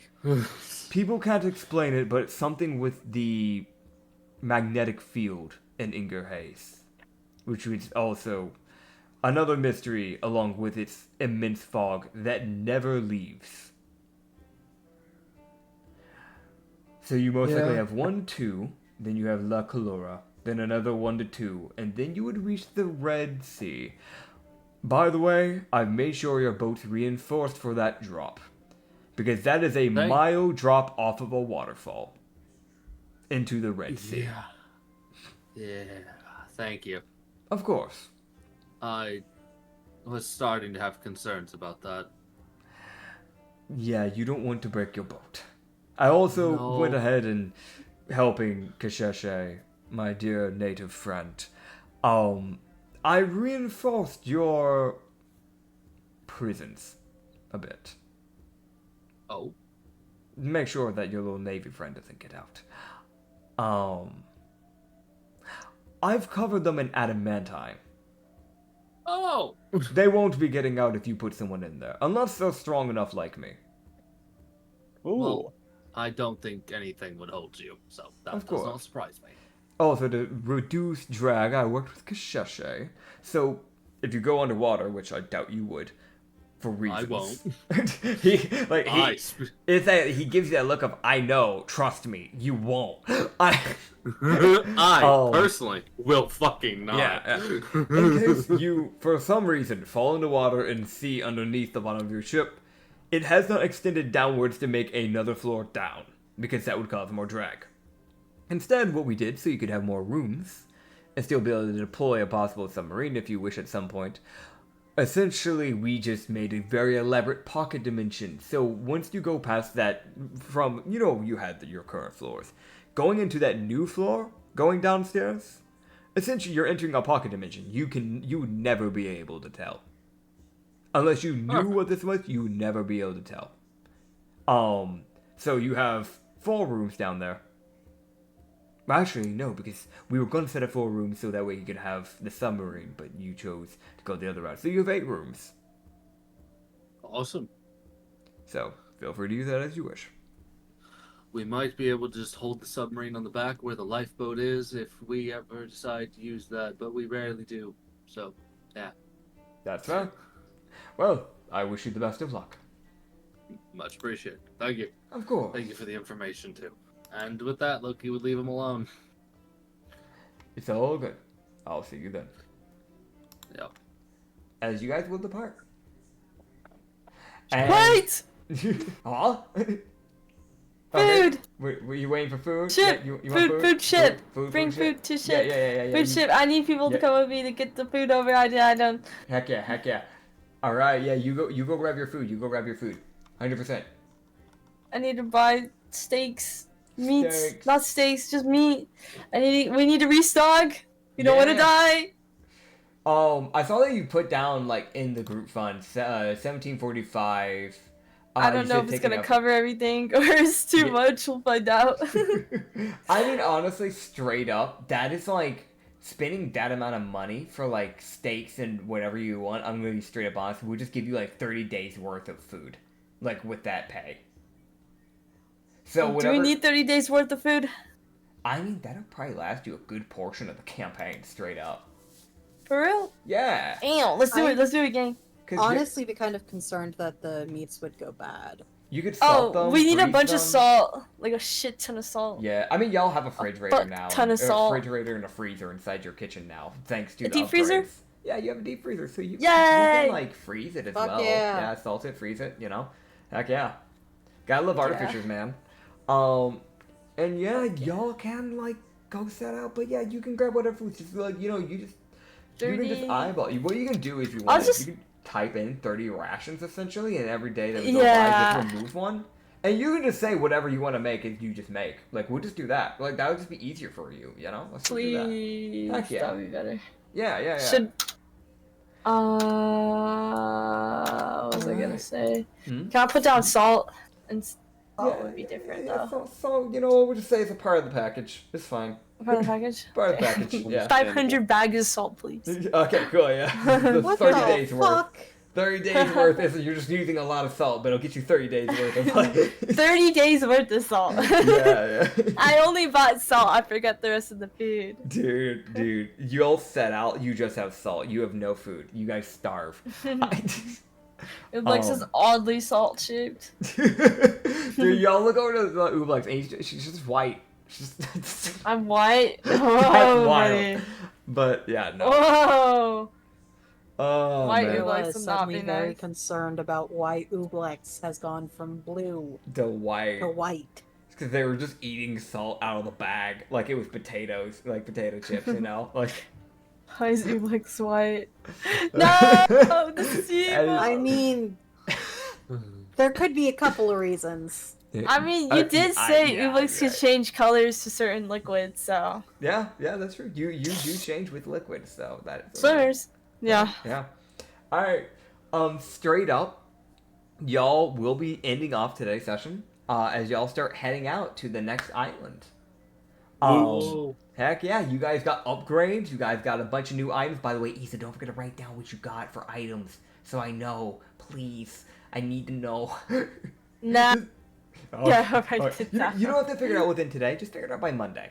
That way, because by Monday you got to start Figure it working on out stuff. today. Yeah, Not today, yeah, but within 3 hours. Figure it the fuck out. Preferably Tomorrow's Monday. today. But yeah, thank you all for sticking on by today. Today was a good day. I think it was a good session. You guys can find more of our stuff on the Lost Harbor Tavern, up on Spotify and up on YouTube. I am still actively getting Spotify caught up. I'm actually getting it caught up finally. I just realized there are peanut galleries here. Hello, Chris. We're ending off. But you can find more things besides Rum and Harbor, such as like, you know, like the brothel campaign, Hidden Garden campaign, some YouTube shorts. I'm starting to post those again. As well as some one-shots. We did a one-shot recently with Kristen there, actually. You can go check that out. Really good one. Really fun. But also, we have some other campaigns up on our second channel if you want to get some more content, where we have the Sanity campaign, and we also have the new campaign that we're doing, the Monster campaign, which is the mini campaign. So, this has been real fun. Go check those out. I definitely recommend them. I'll be seeing you guys in the next session, the next episode. We'll see you guys then. Bye!